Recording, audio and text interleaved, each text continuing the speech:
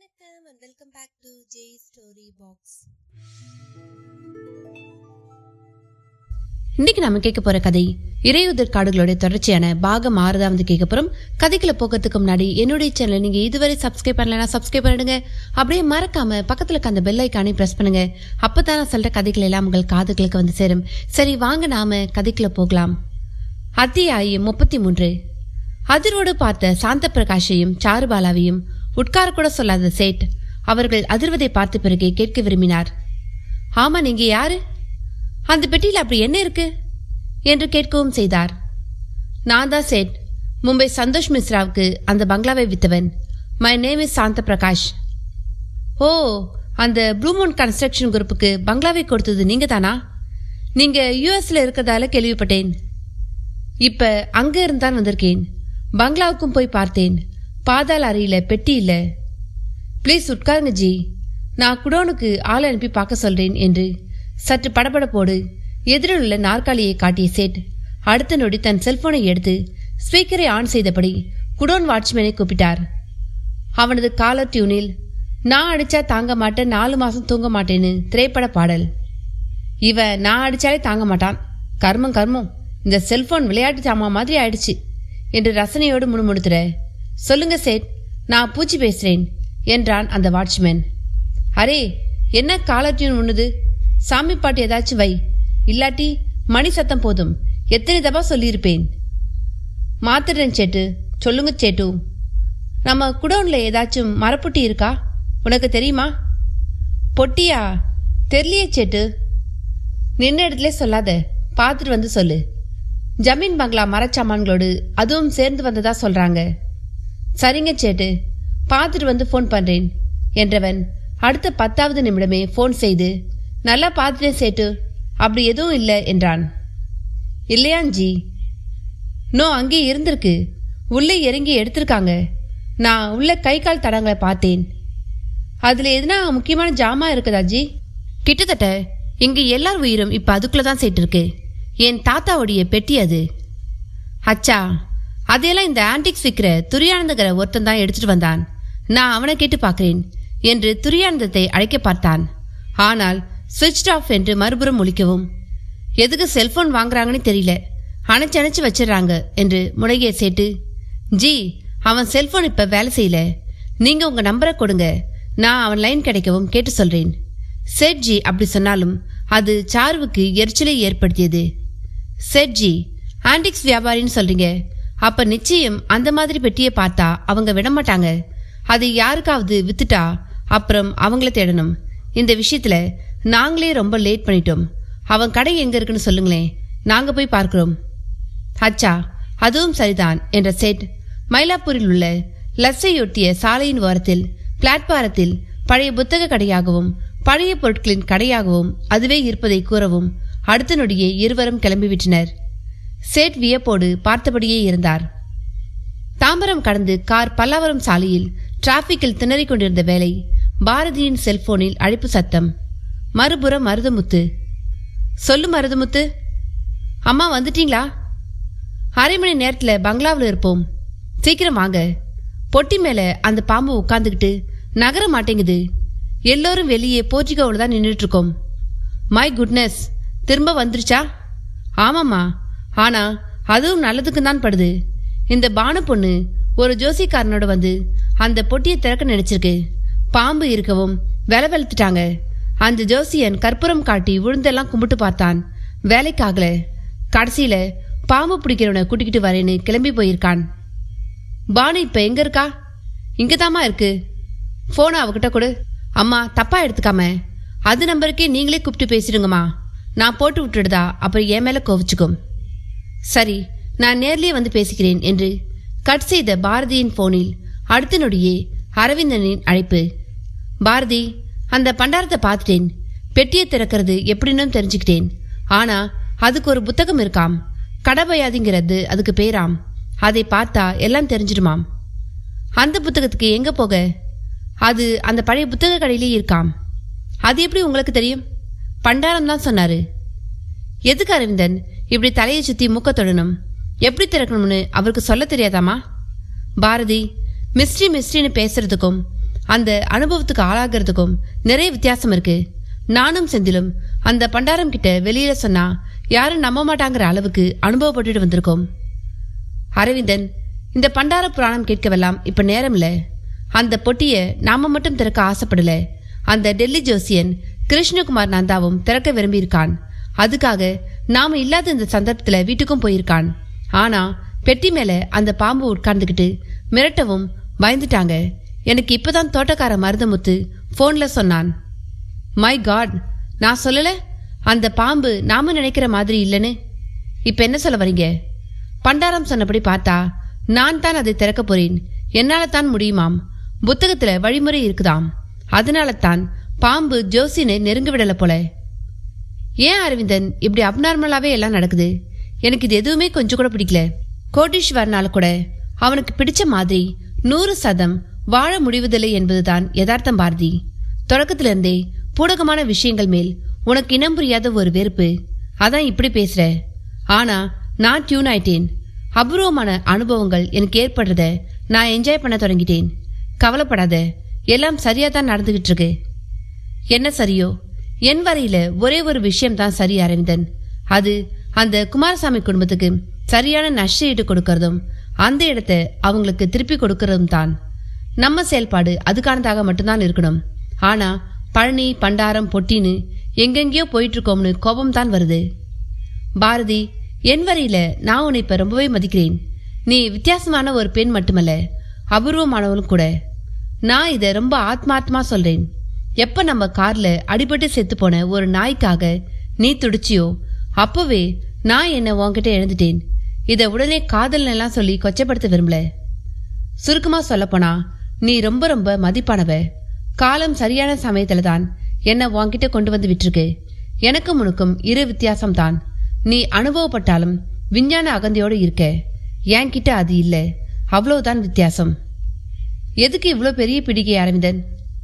பழனி, பண்டாரம், பெட்டி எல்லாமே நமக்கு பல விஷயங்களை உணர்த்த போகுதுங்கிறது என் பாயிண்ட். உன் வரையில் அது எல்லாமே பாயிண்ட்லெஸ். I'm correct? நாம் உணர்ந்து என்ன செய்ய போறோம்? நம்ம வாழ்க்கையில நம்ம வெளிப்படையா உணர எவ்வளோ விஷயங்கள் இருக்கே அரவிந்தன். எதுக்கு இந்த மிஸ்ட்ரி கர்மம் எல்லாம்? நான் இதை கேட்கல, இதை விரும்பல. இதுல எந்த அர்த்தமும் இல்ல. டெம்ட் ஆகாத. நான் இப்ப திண்டுக்கல் தாண்டிட்டேன். 5 மணி நேரத்துல அங்க இருப்பேன். நேர்ல பேசுவோம். முடிஞ்சா அந்த புத்தகத்தை வாங்கி வை, நேரம் மிச்சமாகும். அப்ப அந்த புத்தகம் இல்லாம பெட்டியை திறக்க முடியாதா? முடியாது. உடைச்சா?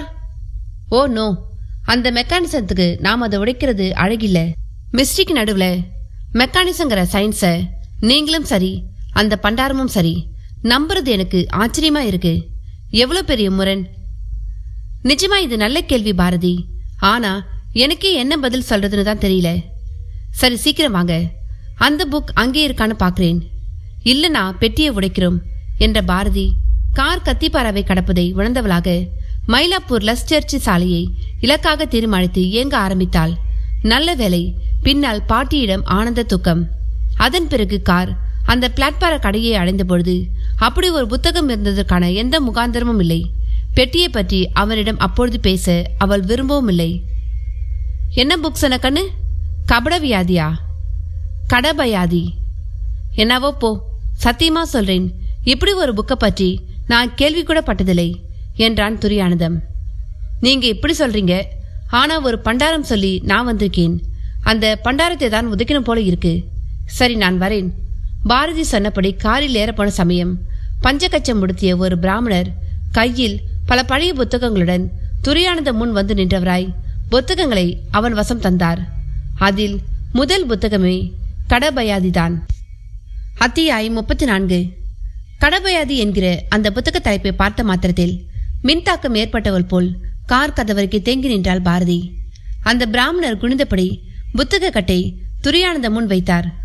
துரியானந்தமும் பார்த்தான். புத்தக பெயர் அவனை முதலில் பாரதியை தான் பார்க்க வைத்தது. கண்ணு, நீ கேட்ட புத்தகம் மாதிரி தெரியுது பார் என்றபடியே பிராமணரை பார்த்தான். இதெல்லாம் என்கிட்ட இது நாள் வரையில் இருந்த புத்தகங்கள்.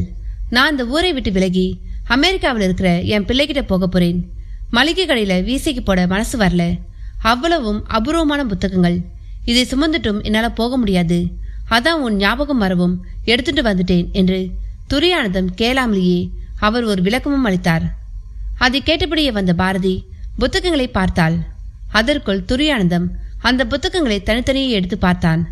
கடபயாதி, வினோத ரச மஞ்சரி, குண்டலகேசி, பரணிதரனின் அருணாச்சல மகிமை, வால்காவிலிருந்து கங்கை வரை, அண்ணா கரினீனா, சிக்க தேவராயன் கதை என இப்படி வரிசையாய் பார்க்க பார்க்க பாரதிக்கு பெரும் வியப்பு. அண்ணா, இதெல்லாம் அப்படியே நான் எடுத்துக்கிறேன் என்றாள். நினைச்சேமா, எல்லாமே லட்டு லட்டான புத்தகங்க. ஒரு தமிழ் வாத்தியார் இந்த குண்டலகேசிக்காக தினம் வருவாரு என்ற துரியானந்தம், என்ன சாமி எவ்வளவு கேட்குறீங்க என்று அந்த பிராமணரை பார்த்தான். பார்த்து போட்டு கொடு, இதை நான் என் செலவுக்கு எடுத்துட்டு போறதில்ல, என் வீட்டு வேலைக்காரருடைய பிள்ளைக்கு ஸ்கூல் ஃபீஸ் கட்ட கொடுத்துட்டு போறேன் என்றார் அவர்.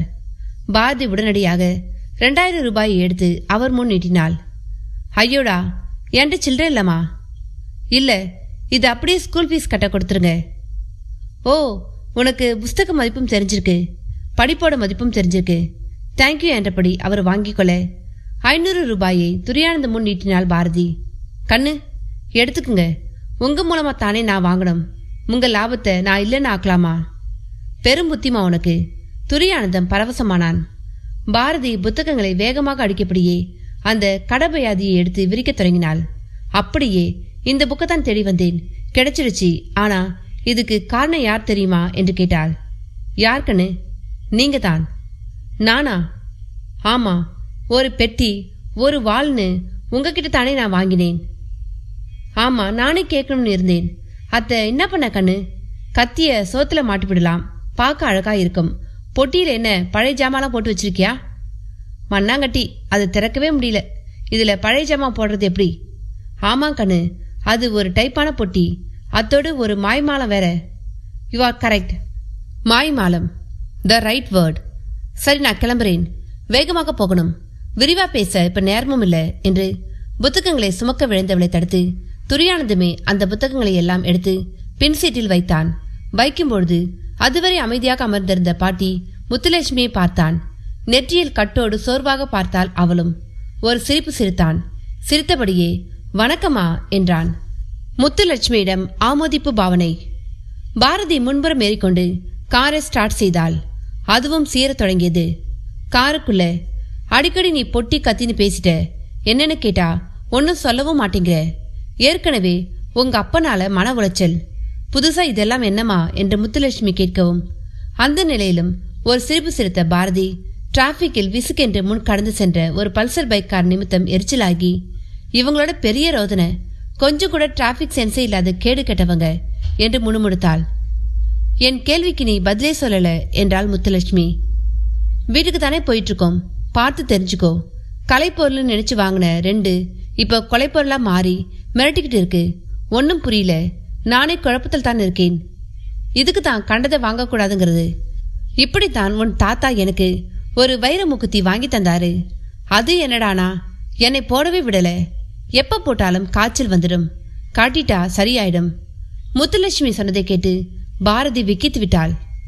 பாட்டி, இதுக்கு மேல எதுவும் பேசாத, இந்த மாதிரியெல்லாம் யோசிக்க இந்த ஒரு நாள்ல தான் முடியும் என்று சீரியபடியே காரை ஓட்டினாள். அதற்கு பதில் கூறும் முன் அரவிந்தன் போன் ப்ளூடூத் கனெக்ஷனில் மைக்கில் ஒலிப்பது போல் ஒலித்து அழைத்தது. சொல்லுங்க அரவிந்தன், நான் திருச்சி தாண்டிட்டேன். அந்த புக் கிடைச்சதா? வாவ், என்ன பாரதி உம்முன்னு சாதாரணமா சொல்ற? எக்ஸைட் ஆக விரும்பல அரவிந்தன், நான் நிஜமா இப்ப குழப்பத்தில் இருக்கேன். நீங்க வாங்க, நேர்ல பேசுவோம். அதுவும் சரி. அப்புறம் அந்த பாம்பு இருந்தா அதை அடிச்சிடாம வெளியேத்த பார். முட்டை பால் எல்லாம் கூட கொடுக்கலாம் தானே? நீ கிண்டலா கேட்கிறது புரியுது, இருந்தாலும் சொல்றேன், ட்ரை பண்ணிப்பார். அதை கேட்டு மறுநொடி போனை கட் செய்தாள். அந்த டெல்லி ஜோசியர் எங்கிருந்தோ ஒரு பாம்பு பிடாருடன் வந்து பார்த்தபொழுது பெட்டி மேல் பாம்பு இல்லை. ஜோசியரிடம் திகைப்பு. எங்க போச்சு அந்த பாம்பு என்று கேட்கவும், யாருக்கு தெரியும், அது என்ன சொல்லிட்டா போவும், முட்டாள்தனமா கேட்கிறியே என்றான் மருதமுத்து. பானு பதிலுக்கு அவனை முறைத்தாள். மருதமுத்து அதை பொருட்படுத்தாமல், அம்மா பழனியிலிருந்து வந்துட்டாங்க, இப்பதான் போன் பண்ணி கேட்டாங்க என்றான். அதை கேட்ட நொடி விதிர்த்த பானு, இதையே முதல்ல சொல்லல என்று வெடித்தாள். பதிலுக்கு அவன் வாய் திறக்கும் பொழுதே பாரதியின் கார் உள்ளே நுழையும் சத்தம். எல்லோர் கவனமும் கார் நோக்கி திரும்பியது. மருதமுத்து ஓடிப்போய் கார் கதவை திறக்க பின்னால் இருந்து முத்துலட்சுமி இறங்கிட பாரதியும் இறங்கினாள். ஜோசியரிடம் தர்ம சங்கடம். பானுவும் பதட்டமானாள். இருந்தும் சுதாரித்தவளாக, வாங்க மேடம், பழனியில தரிசனமெல்லாம் நல்லபடியா ஆச்சா என்று சகஜமாக பேச முயன்றாள்.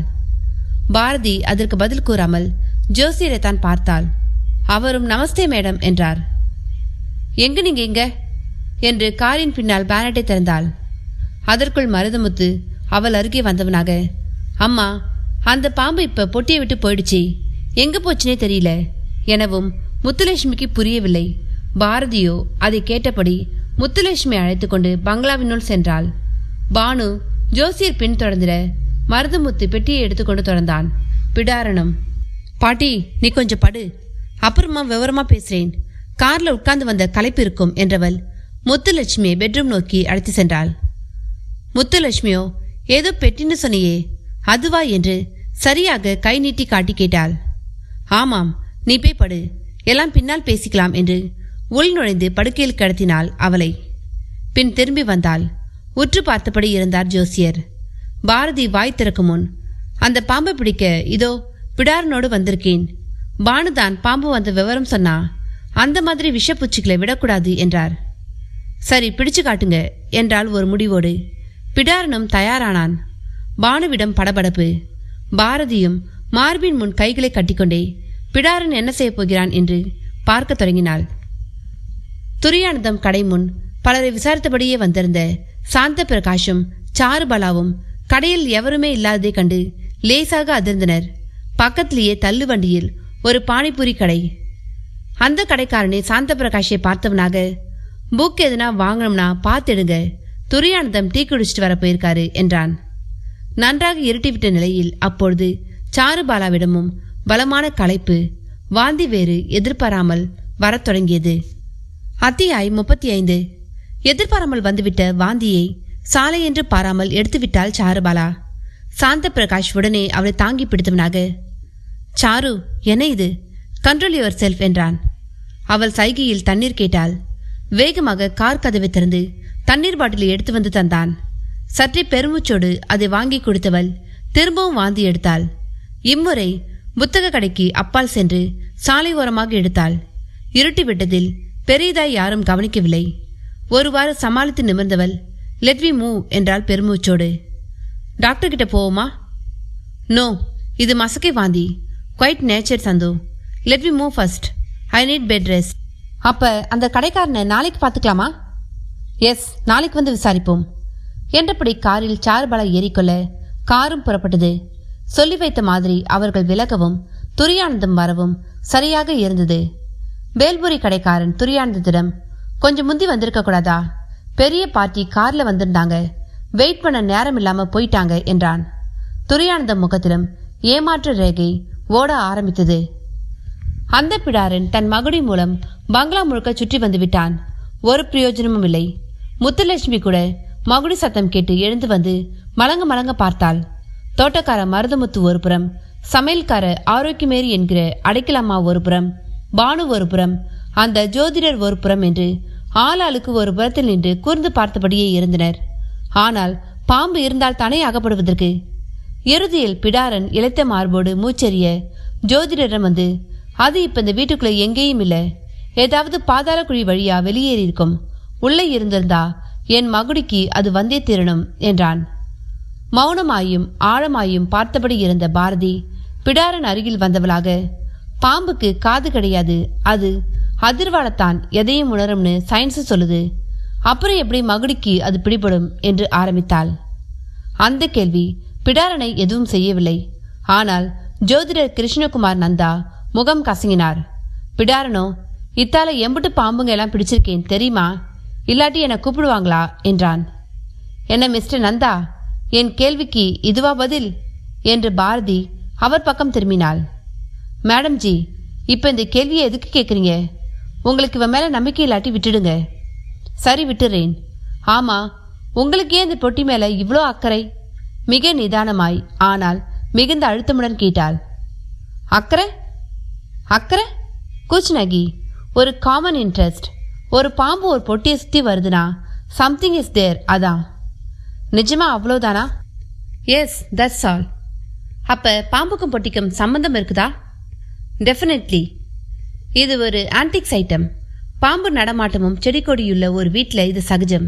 நீங்க எதை வச்சு ரெண்டையும் கனெக்ட் பண்றீங்க? நோ, இது ஆன்டிக்ஸ் ஐட்டம் இல்ல. பாம்பும் வழக்கமான பாம்பு இல்ல மேடம் ஜி. பழைய புத்தக கடையில வாங்கினவன் நான் சார். அப்படித்தான் மேடம் டைம் வேலை செய்யும். டைம் வேலையெல்லாம் செய்யாது. டயத்துக்குள்ள நாம தான் வேலை செய்யணும்.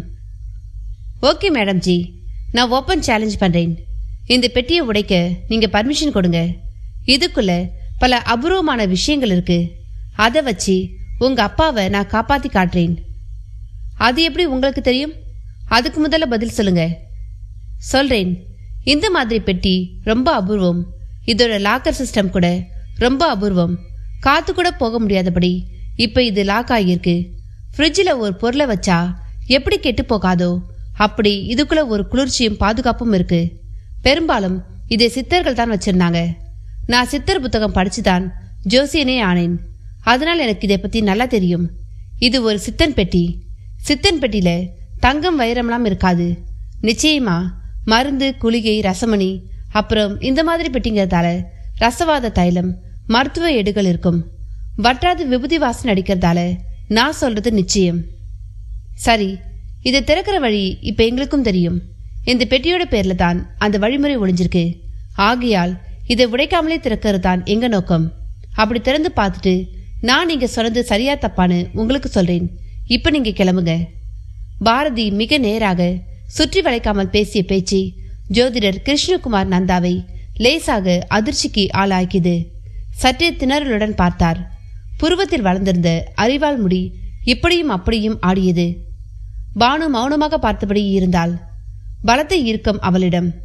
ஆனால் ஜோதிடர் நந்தாவிடம் அசைவே இல்லை. என்ன ஜோசியரே, நான் சொன்னது உங்க காதுல விழலையா?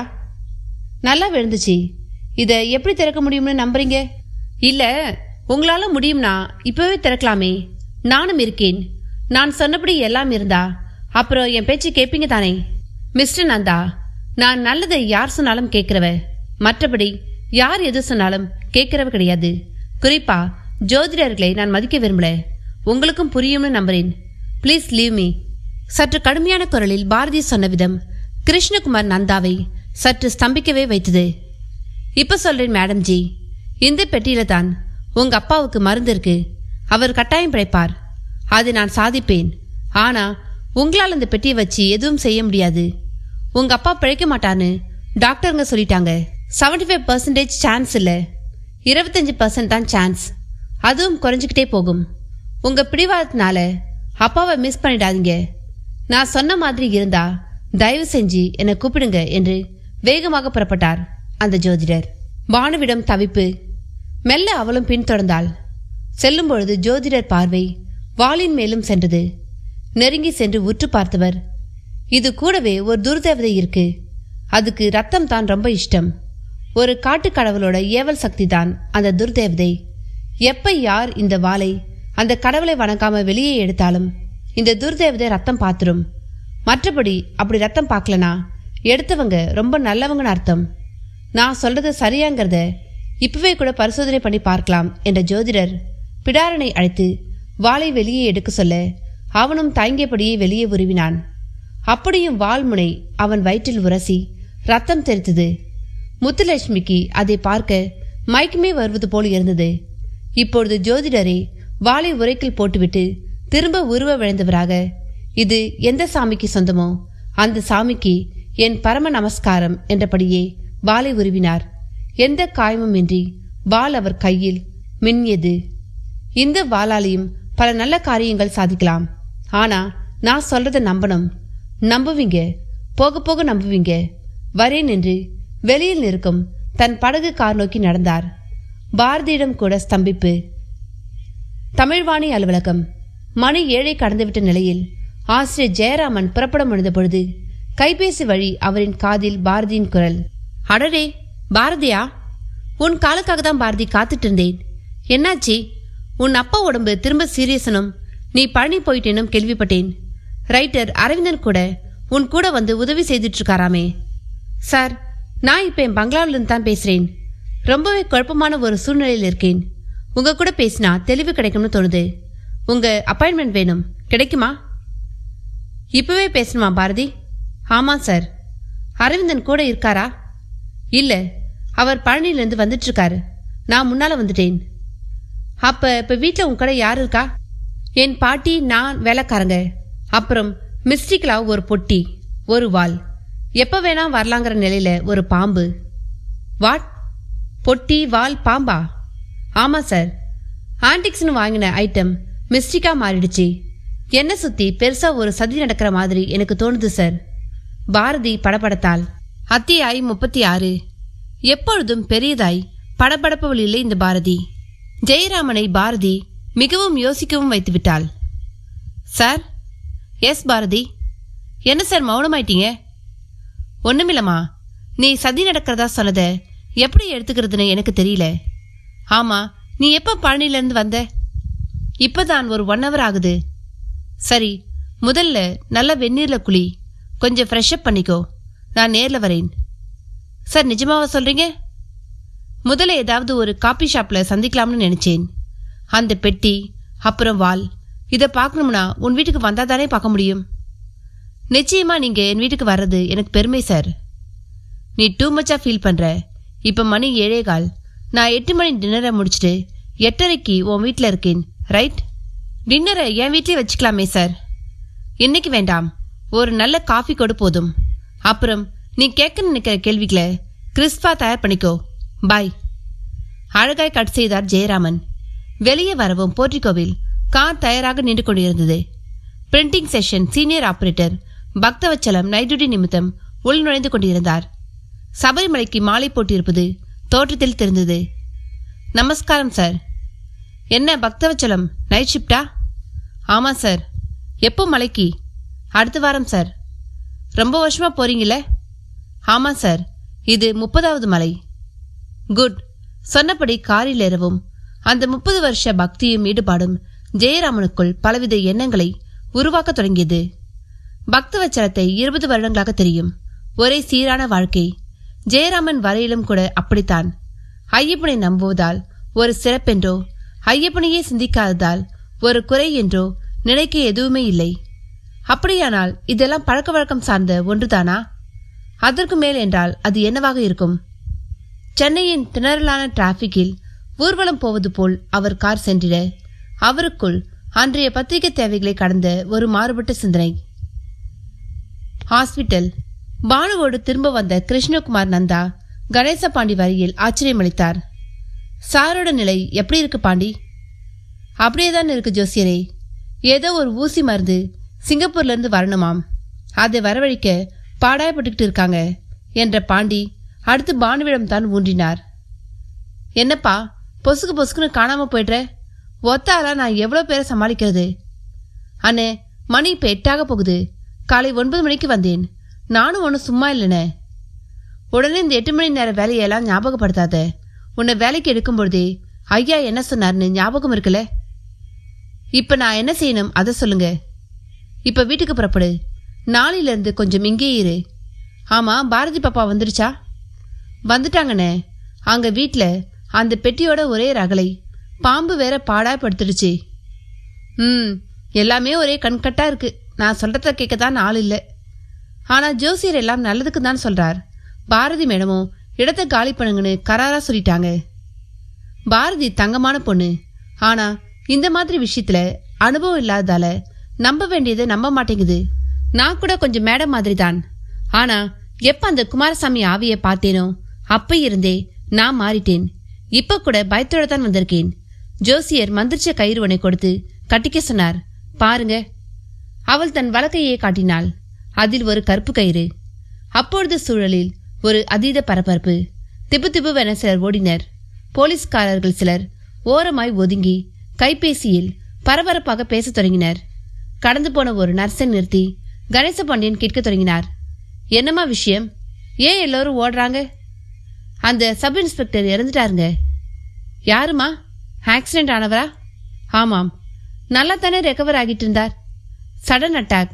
சாகும்பொழுது குமாரசாமின்னு ஏதோ சொல்ல வந்திருக்கார். ஆனா அதுக்குள்ள உயிர் போயிடுச்சு. நர்ஸ் பீதியை கிளப்பி விட்டு விலகிக்கொள்ள குமாரசாமி விஷயம் பற்றிக்கொள்ள ஆரம்பித்தது. கணேச பாண்டியனுக்குள்ளேயும் உதறல். அந்த சப் இன்ஸ்பெக்டர் எம்பியான ராஜமகேந்திரனுக்கு உதவி செய்த நபர். குமாரசாமியை ஓவரால் மிரட்டியவரும் கூட. அவருக்கே இந்த கதி என்றால் ரவுடி வேங்கையனையும் எம்பியையும் அந்த குமாரசாமி ஆவி சும்மா விடுமா என்ன? கணேச பாண்டியனை நெருங்கிய பானு, அண்ணே என்று கலைத்தாள். சொல்லு பானு, என்னென்ன இது? பயமா இருக்குன? அதான் ஜோசியர் கருப்பு கயிறு கட்டியிருக்காரே, எனக்கும் ஒரு கயிறை கட்டிவிட சொல்லு என்று சலன மிகுதியோடு சொன்னபொழுது ஜோதிடர் வட்ட கண்ணாடி வழியாக ஐசியூக்குள் இருக்கும் ராஜா மகேந்திரனை பார்த்தபடி இருந்தார். இருவரும் அவரை நெருங்கி ஒரு ஓரமாக ஒதுங்கினர். கணேச பாண்டியனிடம் இப்பொழுது பல பல கேள்விகள். ஜோசியரே, நான் இந்த ஆவி ஆத்மாவை எல்லாம் நம்புற ஒருத்தன் தான். ஆனா அதுக்காக அது இப்படி ஆஸ்பத்திரிக்கெல்லாம் வந்து மிரட்டுங்கிறத என்னால் நம்ப முடியல. நடக்கிறத பார்த்தா நம்பாம இருக்கவும் முடியல. ஒன்று மட்டும் நிச்சயம், ஒரு சத்தியமான மனுஷனை நம்ம எம்பி தப்பா தொட்டுட்டாரு. எனக்கு அதில் சந்தேகமே இல்லை. எனக்கும் சந்தேகமே இல்லை. எம்எல்ஏ ஆறதும் எம்பி ஆறதுமே கோடி கோடியா சம்பாதிக்கத்தானு ஆகி போச்சு. அவ்வளவும் மக்கள் பணம். ஆனா இப்படி மற்ற யாருக்கும் நடந்த மாதிரி தெரியலையே ஜோசியரே. சத்தியமான மனுஷன்னு சொன்னேனே, கவனிக்கலையா? குமாரசாமி மாதிரி நிறைய சத்தியமான மனுஷங்களை நான் பார்த்துருக்கேன் ஜோசியரே. எவ்வளோ பேர் ரேப் செய்யப்பட்டு செத்து போறாங்க. ஆனா அப்படி செத்த யாரும் ஆவியா வந்ததா தெரியலையே. அப்படி வந்தா கூட உண்மையில நல்லா இருக்கும். ரேப் பண்ண நினைக்கிறவனுக்கும் ஒரு பயம் வரும்ல. பாண்டி, இந்த விஷயத்துல ஒரு கணக்கு இருக்கு. சிலர் செத்த பிறகு ஆவியா அலையணும்னு ஒரு விதியமைப்பு இருக்கு. அப்படிப்பட்டவங்கள ஒருத்தன் தான் இந்த குமாரசாமி. அது ஏன் சிலர் கண்ணுக்கு மட்டும் அந்த ஆவி தெரியுது? மனுஷ பிறப்புல தேவகணம், ராட்சச கணம், பூத கணம்னு பல அடிப்படை இருக்கு.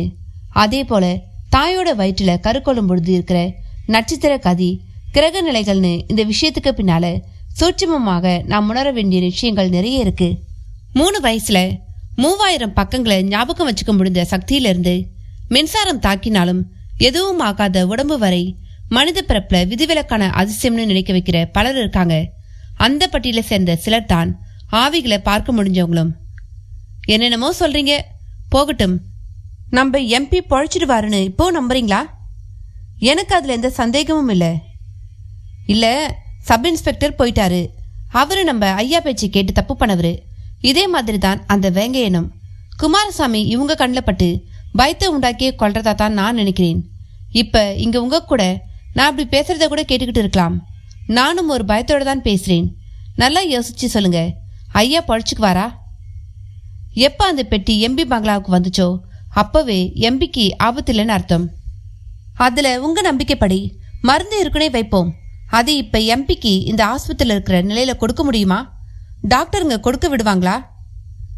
எனக்கு அதெல்லாம் தெரியாது. எம்பி ஜாதகப்படியும் அல்ப ஆயுள் ஜாதகம் கிடையாது. அவர் நிச்சயம் பிழைப்பாரு. நான் உயிரோடு இருக்கிற வரை இது நடந்து தீரும். அலையிற குமாரசாமியோட ஆத்ம சாந்திக்கும் பெட்டியில பரிகாரம் இருக்கும். எனக்கு அதுல சந்தேகம் இல்லை. அதை நான் செய்து காட்டுவேன். கிருஷ்ணகுமார் நந்தாவின் தீர்க்கம் கணேச பாண்டியனை அதற்கு மேல் பேச விடவில்லை. ஆனால் பானு பேச ஆரம்பித்தாள். ஜோசியரே, என் கண்ணுக்கு குமாரசாமி தெரிய என்ன காரணம்? நான் நீங்க சொல்ற மாதிரி விசேஷ பிறப்பா? ஆமாம், நீ மட்டுமல்ல, நானும் விசேஷமானவன் தான். நாம இனிமே தான் பல விஷயங்களை சாதிக்க போறோம். அப்ப தெரியும், அறிவியலுக்கும் ஆன்மீகத்துக்கும் பெரிய வித்தியாசம் இல்லை பானு. நந்தாவின் உறுதியான பேச்சு ஒரு புறம் இருக்க, மறுபுறத்தில் சப் இன்ஸ்பெக்டர் உடலை பார்க்க பலர் வந்த வண்ணம் இருந்தனர்.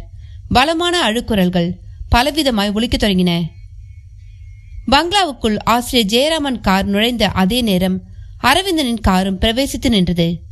மருதுமுத்து 2 காருக்கும் கதவை திறந்துவிட்டு ஒத்தாசை செய்தான். அரவிந்தன் ஜெயராமனை ஹக் செய்து மகிழ்ந்தான். முகத்தில் அதீத பயண களைப்பு. என்ன அரவிந்தன், இப்பதான் வரீங்களோ?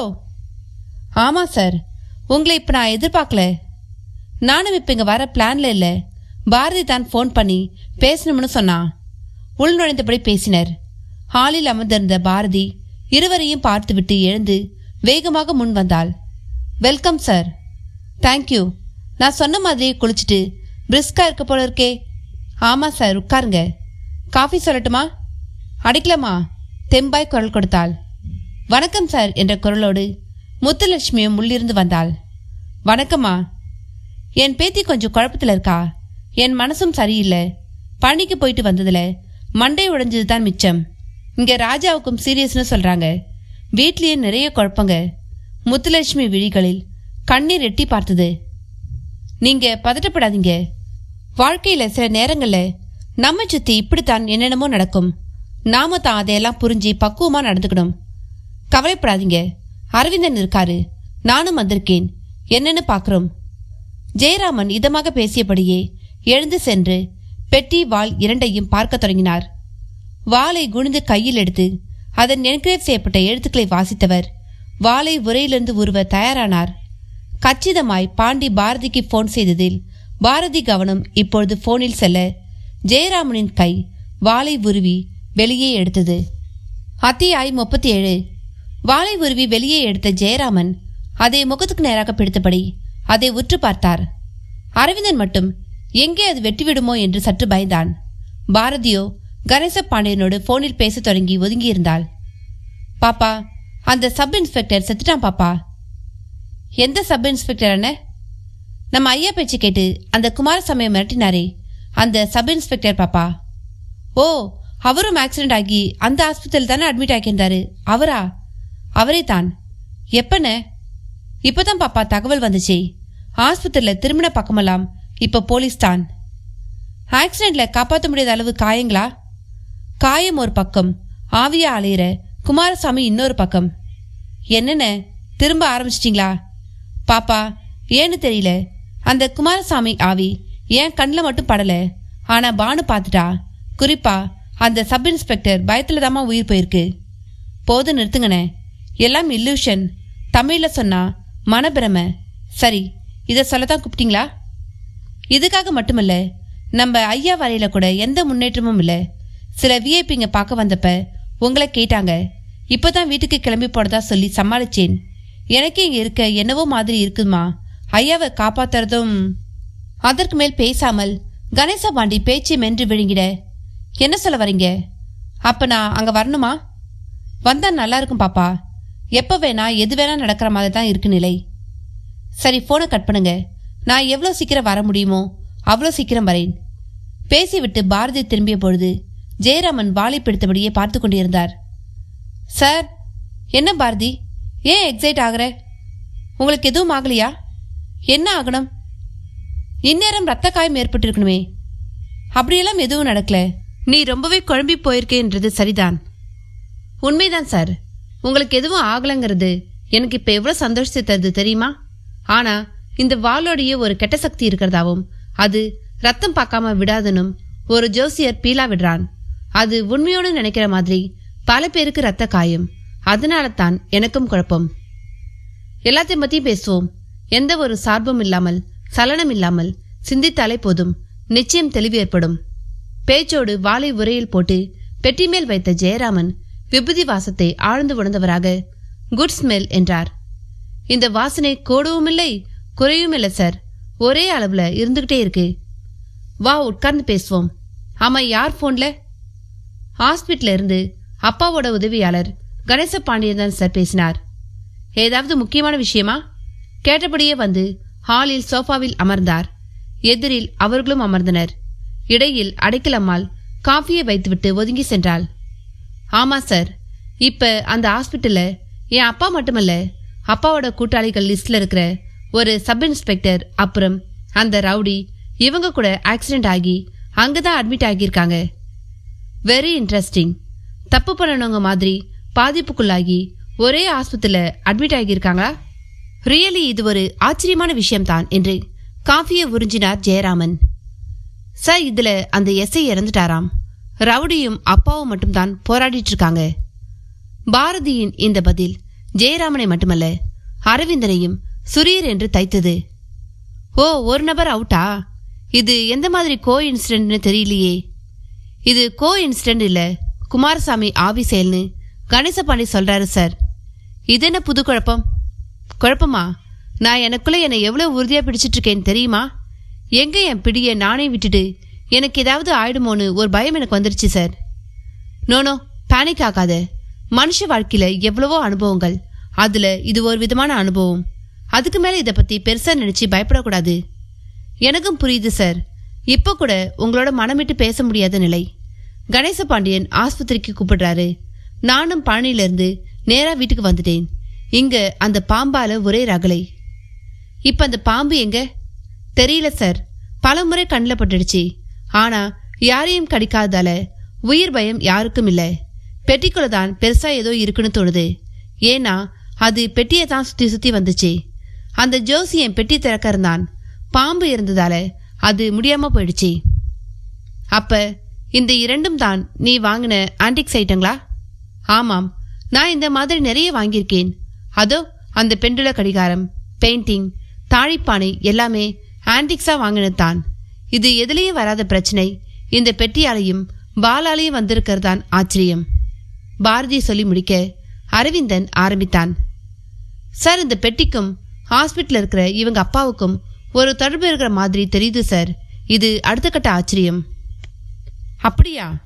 அது மட்டும் இல்ல சார், நீங்க பத்திரிக்கைக்காக பாரதிய பழனிக்கு போக சொன்னது, அந்த யோகா மாஸ்டர் திவ்ய பிரகாஷ் பாரதி பழனிக்கு போவான்னு சொன்னது, அதே மாதிரி பாரதி போனது, அவளோட நானும் சேர்ந்துக்கிட்டது, இதெல்லாம் கூட தற்செயலுக்கு அப்பாற்பட்ட ஒரு ஆச்சரியம்தான் சார்.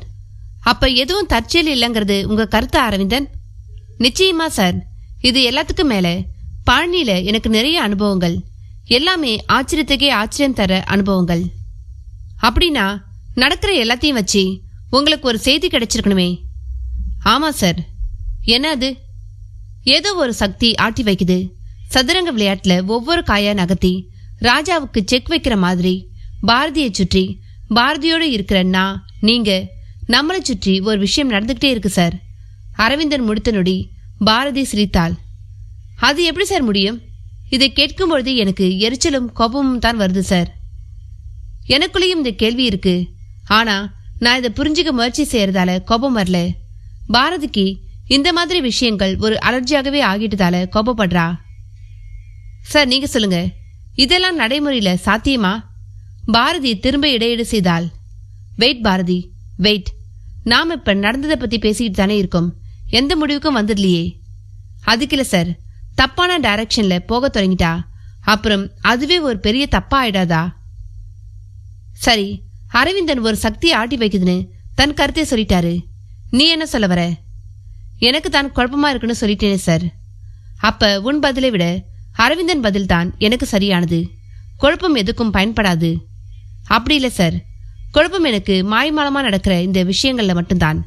மற்றபடி என்னை சுத்தி ஒரு சதி நடக்கிறதா நான் நினைக்கிறேன் சார். சதி? இதை நீ ஏற்கனவே சொல்லிட்ட. அது யாரா இருக்கணும்னு நினைக்கிற? செத்துட்ட குமாரசாமி குடும்பத்தை சேர்ந்த யாரோ தான் சார் செய்யணும். என் அப்பாவால் ஏற்பட்ட பாதிப்புக்காக பழிக்கு பழி வாங்க அவங்க தான் ஏதோ செய்யறாங்கன்னு தோணுது. அப்பாவுக்கு நிறைய எதிரிங்க இருக்கலாம். ஒரு அரசியல்வாதிக்கு எதிரிகள் நிறைய இருக்கிறதுல ஒன்னும் ஆச்சரியமும் இல்லை.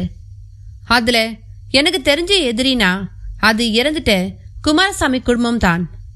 அப்பாவோட அதிகாரத்தோட மோதி ஜெயிக்க முடியாத நிலையில தந்திரமாகவும் புத்திசாலித்தனமாகவும் நடந்து ஒரு பீதியை உருவாக்குறாங்களோன்னு நான் நினைக்கிறேன் சார். மற்றபடி குமாரசாமி ஆவி தெரியுது. அது சிலர் கண்ணுக்கு தெரியுது, சிலர் கண்ணுக்கு தெரியலங்கிறதெல்லாம் ஆகாச பொருடா. அப்படி மட்டும் ஒரு மனுஷன் ஆவியா வர முடியும். தனக்கு துரோகம் செய்தவனை மிரட்டி பழிவாங்க முடியும்னா என் அப்பா குமாரசாமிக்கு செய்த துரோகத்தை விட பல மடங்கு துரோகம் செய்தவங்க நூத்துக்கணக்கில் வாழற நாடு இது சார். அப்படிப்பட்டவங்களால இறந்து போன எல்லோரும் வந்து துரோகிகளை ஒழிச்சு கட்டியிருப்பாங்க. அதை பார்த்து இந்த உலகமே துரோகம் என்றாலே நடுங்க ஆரம்பிச்சிருக்கும். கோர்ட்டு, நீதிபதி, ஜெயில், தூக்கு மேடை எதுவுமே நமக்கு தேவையும் இருக்காது. ஆனா இங்க அப்படியா இருக்கு? உங்களுக்கே நல்லா தெரியுமே சார், இங்க இப்படியெல்லாம் துரோகிகள் இருக்காங்கன்னு. பாரதியின் கேள்விக்கு ஜெயராமனால் ஒரு பதிலை உடனே சொல்ல முடியவில்லை. ஏனென்றால் அது அப்படி ஒரு சரியான கேள்வி. அதே வேளை பாரதிக்கு திரும்பவும் தொலைபேசி அழைப்பு. இம்முறையும் கணேசபாண்டி தான் பேசினார். பாப்பா, அந்த ரவுடி பயலும் செத்துட்டான் பாப்பா. அடுத்து நம்ம ஐயாந்தாங்கிற மாதிரி எனக்கு தோணுது. பாரதிக்கு உடல் நடுங்க ஆரம்பித்தது. அத்தியாயம் 38. உடல் நடுங்க நின்ற பாரதி ஜெயராமனுக்கும் அரவிந்தனுக்கும் சற்று பயத்தை அளித்தாள். தொலைபேசியில் கணேசபாண்டியனிடம் பேச்சின் தொடர்ச்சி. பாப்பா, நான் என்னடா இப்படி சொல்றேன்னு நினைக்காம கொஞ்சம் உடனே கிளம்பி வாங்கம்மா. எனக்கு இங்க இருக்கவே என்னவோ மாதிரி இருக்கு. திரும்பின பக்கம் எல்லாம் ஒரே ஒப்பாரி சத்தமா கேட்குது. நிஜமா சொல்றேன், பயமா இருக்குமா? சரிங்கண்ணே, இப்பவே வரேன். நீங்க தைரியமா இருங்க. காற்றுக்குரலில் பதில் சொன்ன பாரதி நிமிர்ந்தாள். என்ன பாரதி, உன் அப்பாவோட உதவியாளரா? ஆமா சார். Any bad news? என் வரையில இது பேட் நியூஸ் இல்லை சார், குட் நியூஸ். ஆனா அதை நம்பத்தான் என்னால் முடியல. முதல்ல அந்த நியூஸை சொல்லு. அந்த ரவுடியும் இறந்துட்டானாம் சார். யார்? அந்த நார்த் மெட்ராஸ் வேங்கையனா? ஆமாம். ஓ, அப்போ உனக்கு இனி வேலை மிச்சம். அந்த குமாரசாமி ப்ராப்பர்ட்டியை சேஃபா ஒப்படைச்சலாம்னு சொல்லு. சார், பாண்டியண்ண என்னை உடனே கிளம்பி வர சொல்றாரு. போய்கிட்டே பேசுவோமா? நான் அவசியம் வரணுமா பாரதி? உங்க விருப்பம் சார். வந்தா என் குழப்பங்களுக்கு ஒரு தெளிவு கிடைக்கும்னு என் மனசு சொல்லுது. அப்ப சரி, நானும் உன் அப்பாவை பார்க்கவே இல்லை. Let we move. மூவரும் புறப்பட்டனர். அறை ஒன்றின் கதவருகே நாற்காலியில் அமர்ந்து கொண்டிருந்த முத்துலட்சுமி கண்கள் பணிக்க எழுந்து எதிரில் வந்தாள். பாட்டி, நீ போய் படு, அப்பாவுக்கு ஒண்ணுமில்ல, நான் போய் பார்த்துட்டு வந்துடுறேன் என்றாள் பாரதி. நீ கூப்பிட்டாலும் இப்ப என்னால் வர முடியாது பாரதி. அதே சமயம் உனக்கு ஒரு விஷயம் சொல்ல விரும்புகிறேன். இந்த பெட்டியை நான் இதுக்கு முந்தி பார்த்துருக்கேன். ஆனா எங்க எப்பன்னு தெரியல. நீ போயிட்டு வா, அதுக்குள்ள நான் ஞாபகப்படுத்தி பார்க்கிறேன். முத்துலட்சுமி சற்றென்று ஒரு வியப்பளித்தாள். ஆனால் அதை தொட்டு பேச நேரம் இல்லாததால மௌனமாக புறப்பட்டாள் பாரதி. என் முருகன் கைவிட மாட்டாமா? இந்த விபூதியை கொஞ்சம் அப்ப நெத்தியில வச்சுவிடு என்று முத்துலட்சுமி ஒரு பொட்டலத்தை நீட்டியபடியே சொன்னதை பாரதி காதிலேயே வாங்கவில்லை. ஆனால் அரவிந்தன் அந்த பொட்டலத்தை வாங்கி கொண்டான். நான் வச்சு விடுறேன் பாட்டி, நீங்க கவலைப்படாதீங்க என்றான். முத்துலட்சுமிக்கு அது சற்று ஆறுதலாக இருந்தது. பாரதி காரில் ஏறும் சமயம் மருதுமுத்துவை பார்த்து ஏதோ சமீட்சை செய்தாள். நான் பாத்துக்கிறேம்மா, நீங்க போயிட்டு வாங்க என்றான் தன் டிஷர்ட்டை சரி செய்தபடியே. காருக்குள் அரவிந்தன் டிரைவ் செய்தான். பின் சீட்டில் பாரதியும் ஜெயராமனும். மீண்டும் பாரதியிடம் ஒரு ஆரம்பம். சார், இந்த ரவுடி சாவு கூட அந்த குமாரசாமியோட ஆவியால தான் என்ற மாதிரி தான் கடைச பாண்டி நிக்கிறாரு. கூடவே நம்ம ஐயா தான் அடுத்துங்கிற மாதிரி சொன்னதை தான் என்னால ஜீர்ணிக்கவே முடியல சார். இதை கேட்டு அரவிந்தன் இடையிட்டான். பயப்படாத பாரதி, அப்படி நிச்சயமா எதுவும் நடக்காது. நாளைக்கு காலையில அந்த பெட்டியை திறந்து உள்ள என்ன இருக்குதுன்னு பாக்கிறது தான் என் முதல் வேலை. அதனால் நிறைய நல்லது நடக்க போறதா எனக்கு தோணுது. அரவிந்தன், இது நீங்க ஒரு நல்ல எண்ண அடிப்படையில சொல்றீங்களா, இல்ல உங்க நம்பிக்கையா? ஜெயராமன் அடுத்து இடைவெட்டினார். எல்லாம் தான் சார். குறிப்பா நான் பழனியில தென்னந்தோப்புல சந்திச்ச அந்த சித்தன் ஒரு காரணம். அப்ப அங்கதான் உங்களுக்கு நிறைய அமானுஷ அனுபவங்கள் ஏற்பட்டதா? ஆமா சார், நான் எவ்வளவோ எழுதியிருக்கேன், பேசியும் இருக்கேன், அதே போல பார்த்தும் இருக்கேன். ஆனா இன்னைக்கு காலையில பழனியில எனக்கு ஏற்பட்ட அனுபவம் டோட்டலா வேற சார். எனக்கும் பாரதிக்கும் நிறைய வேலை இருக்கு சார்.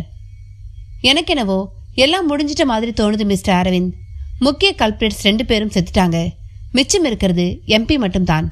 அவரை காப்பாத்திட்டா அவரை வச்சே அந்த குமாரசாமி குடும்பத்துக்கு நியாயம் கிடைக்க வச்சிடலாம், அவ்வளவுதானே? அவரை காப்பாத்தலாம் சார், அதுல எனக்கு சந்தேகம் இல்லை. ஆனா வேறு சில கடமைகள் இருக்கிற மாதிரி ஒரு உணர்வு எனக்கு ஏற்பட்டிருக்கு. இப்ப அந்த குமாரசாமி ஆவி பயம் உங்களுக்கு இல்லையா? ஆஸ்பத்திரிக்கு போய் பார்ப்போம் சார், அப்புறம் முடிவுக்கு வருவோம். பாரதி, இந்த ரவுடி பைய இறப்புக்கு பிறகும் நீ அது ஆவியோட சேலுங்கிறத நம்பலையா? ஜெயராமன் கேள்வியை பாரதிக்கு திருப்பினார். நான் என் 2 கண்ணால பார்க்காம நம்ப மாட்டேன் சார். ஆவி இருக்கிறது உண்மைனா அது என் கண்ணுக்கு தெரியட்டும், அப்புறம் மற்ற விஷயங்களை பேசலாம். அதுவரை இது நிச்சயமா யாரோ செய்யற சதி வேலைதான். அதே சமயம் இந்த சதி வேலையை நான் பாராட்டுறேன். நியாயமா முயற்சி செய்த என்னால முடியாதத ஒரு சதிகாரன் செய்திருக்கான்னு பாராட்டத்தானே வேணும். நீயா ஒரு இல்லீகலை சப்போர்ட் பண்ற பாரதி? அவ்வளோ வெறுப்பா இருக்கு சார். என்ன சார் பெரிய லீகல்? சுப்ரீம் கோர்ட் காவேரியில தண்ணி திறந்து விட சொல்லி உத்தரவு போடுது, ஆனா திறந்து விடல. ஒரு தனி மனிதன் சட்டத்தை மதிக்காம செயல்பட்டா கூட பரவாயில்லைன்னு சொல்லலாம்.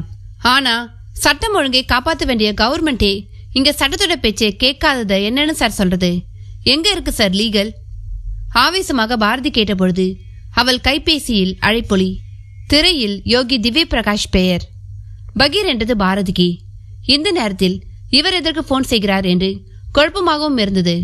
போனை கட் செய்தால் சற்று வேகமாய். யார் பாரதி? அந்த யோகி சார். ஓ, தட் மேன் திவ்ய பிரகாஷ். ஆமா, ஏன் கட் பண்ண? இந்த மாதிரி நபர்களோட எனக்கு இப்ப இருக்கிற மனநிலையில பேச விருப்பம் இல்லை சார். நீ தப்பா யோசிக்கிற. இப்பதான் இந்த மாதிரி ஆட்களோட நாம் நெருங்கணும். எப்பவும் உணர்ச்சி வசப்பட்டாலே கியூட்டா யோசிக்க முடியாம போயிடும் சார். இருக்கிற குழப்பம் போதாதா? இவர் பாட்டுக்கு நம்ம மனசுல இருக்கிறத சொல்றேன்னு புதுசா எதையாவது பூதத்தை கிளப்பி விட்டுட்டா என்ன சார் பண்றது? திரும்ப தப்பா யோசிக்கிற. அந்த மனுஷங்கிட்ட ஒரு ப்ரெடிஷன் இருக்கிறது நமக்கு நல்லா தெரியும். இது சயின்ஸ்ல ப்ரீ மனுஷன்னு சொல்றாங்க.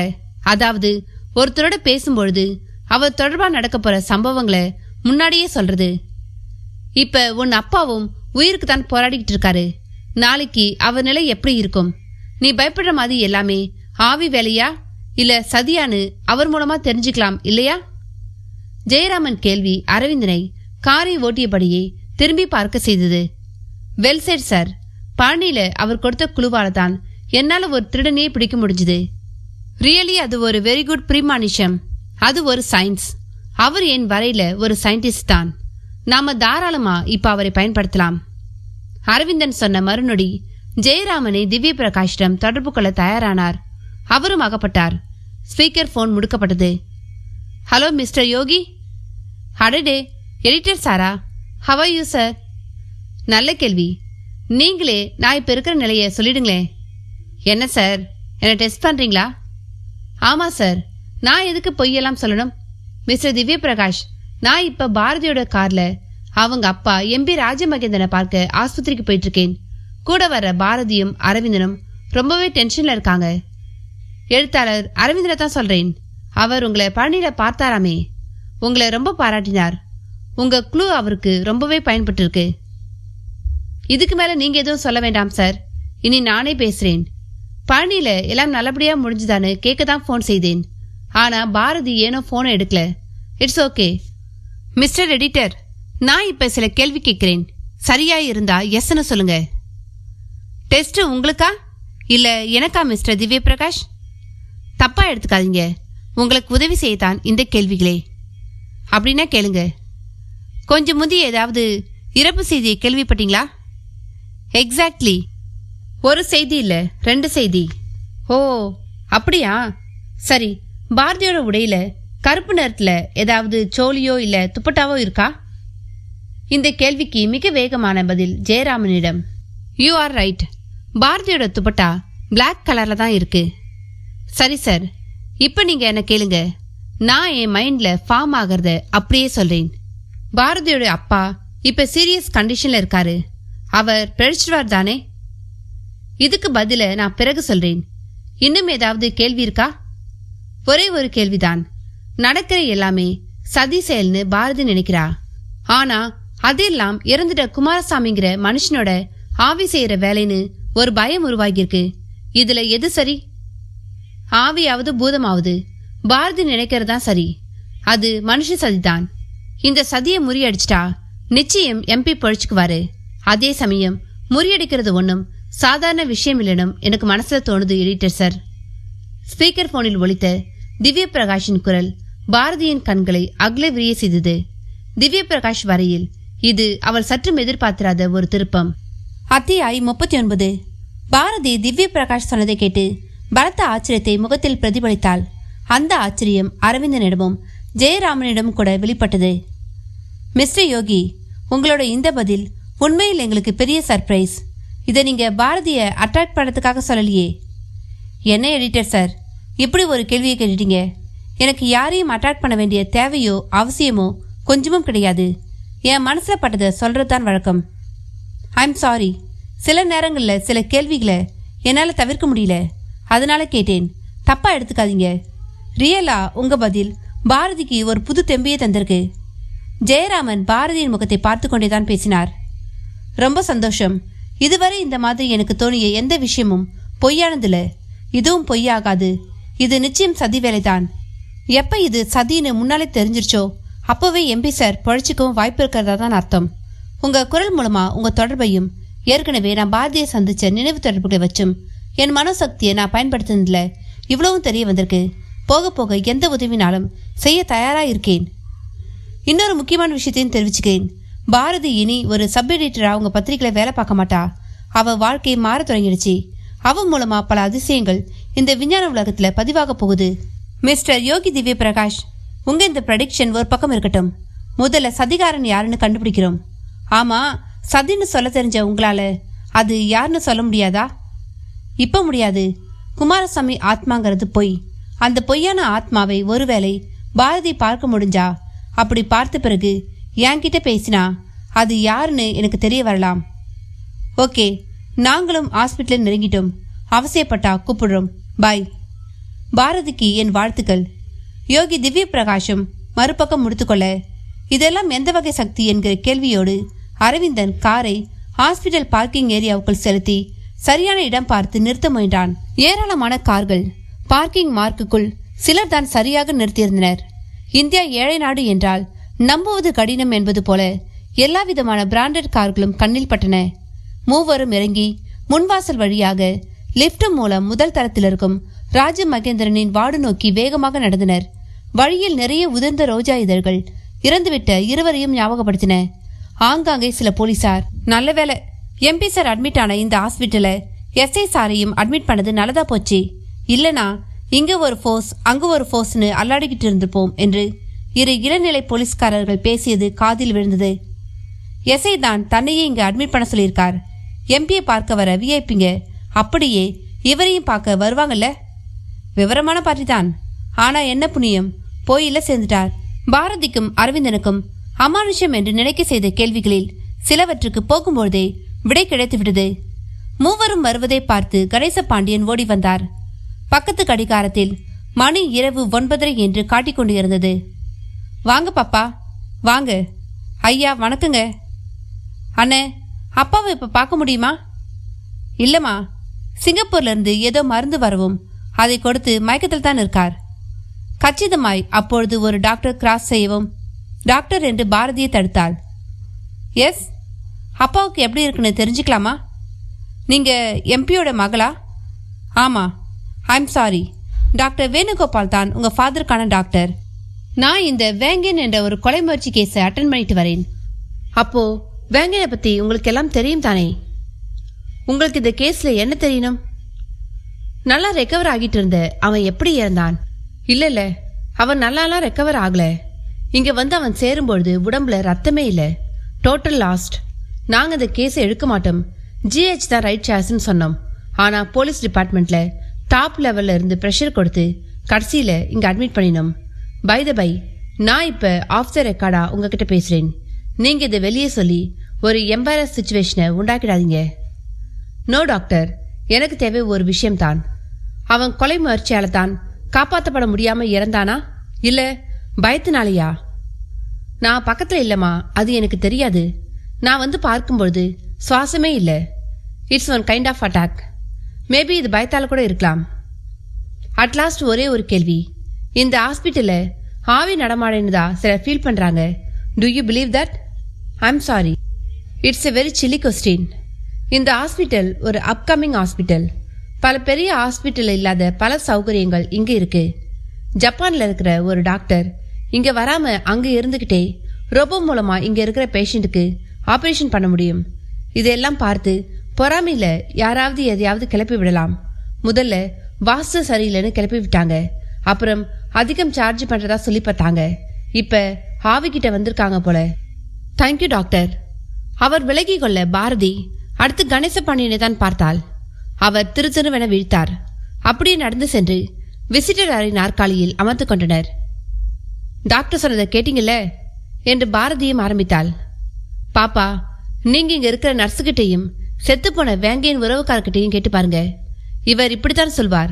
ஆமா, ஆவி நடமாட்டம் இருக்குன்னு சொன்னா அப்புறம் இந்த ஆஸ்பத்திரிக்கு யாருமா வருவாங்க? அண்ணே, அந்த எஸ்ஐயும் சரி வேங்கையனும் சரி குமாரசாமி மாதிரி யாரையோ பார்த்திருக்காங்க. குமாரசாமி ஆவியே இல்ல. அவங்களோட இயலாத சூழ்நிலையில வெளியில சொல்ல முடியாம தவிச்சு தடுமாறி இருக்காங்க. அதுவே அவங்க சாகவும் போதுமானதாக இருந்திருக்கு. இதுதான் இங்க நடந்திருக்கணும்.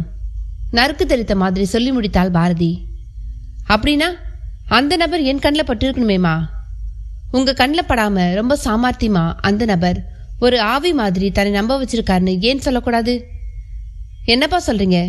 இதெல்லாம் சினிமாவுக்கு சாத்தியமாகலாம், நடைமுறையில் எப்படிமா சாத்தியமாகும்? ஆகியிருக்கு, ஆகிக்கிட்டே இருக்கு. முதல்ல அப்பா, எஸ்ஐ, வேங்க என்ற 3 பேருக்கு நடந்த ஆக்சிடென்ட். அடுத்து ஒரே ஹாஸ்பிட்டல்ல இவங்க அட்மிட் ஆனது. அடுத்து அவங்கள ஆவி பயமுறுத்தினது. இந்த 3ல எனக்கு ஒரு கேள்விக்கு இங்க உள்ள நுழைஞ்ச உடனே பதில் கிடைச்சிருச்சு.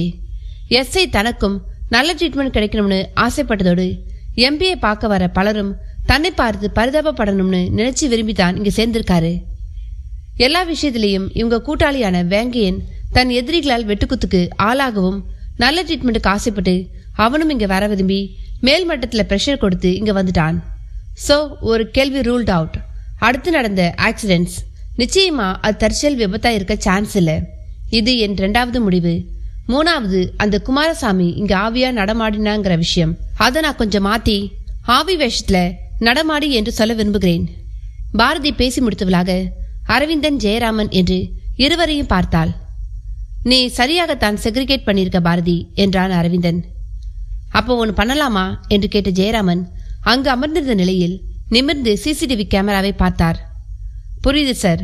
இந்த ஃப்ளோர்ல இருக்கிற சிசிடிவி கேமரா பதிவுகளை கிராஸ் செக் பண்ணினா அந்த குமாரசாமி மாதிரி நடமாடி பயமுறுத்துற நபர் தெரிய வரலாம்னு நினைக்கிறீங்க, கரெக்டா?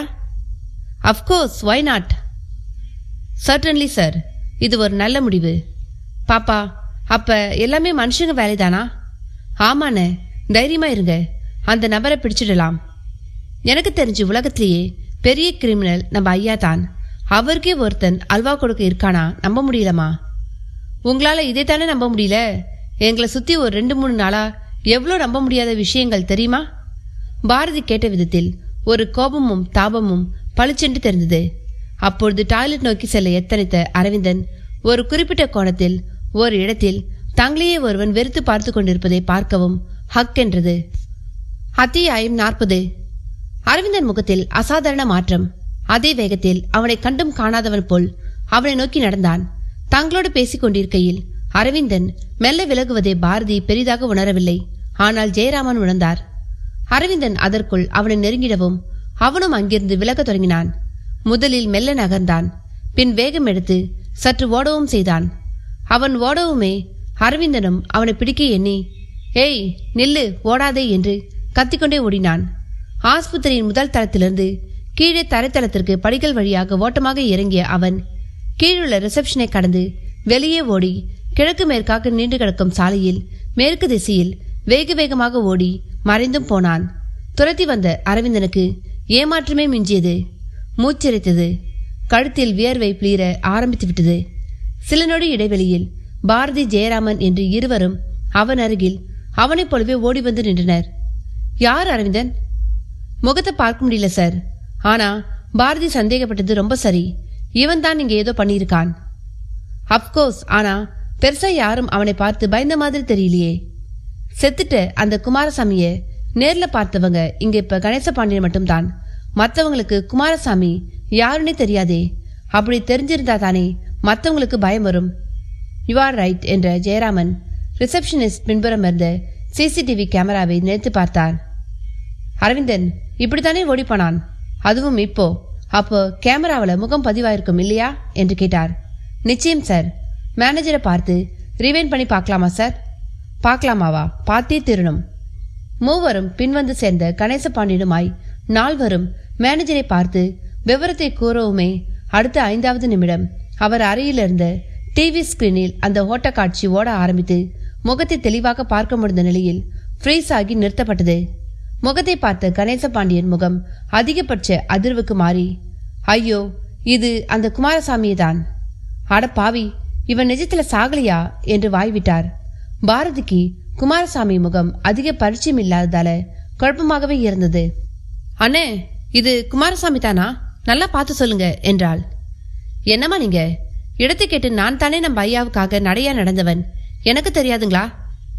அப்ப செத்து போனது யார் என்று அரவிந்தன் வினவ, அது குமாரசாமின்னு போஸ்டர் எல்லாம் ஒட்டியிருந்தாங்களே, நானும் தானே பார்த்தேன், நீங்களும் தானே வந்தீங்க என்று அர்ச்சனாவும் பதில் கூறினாள்.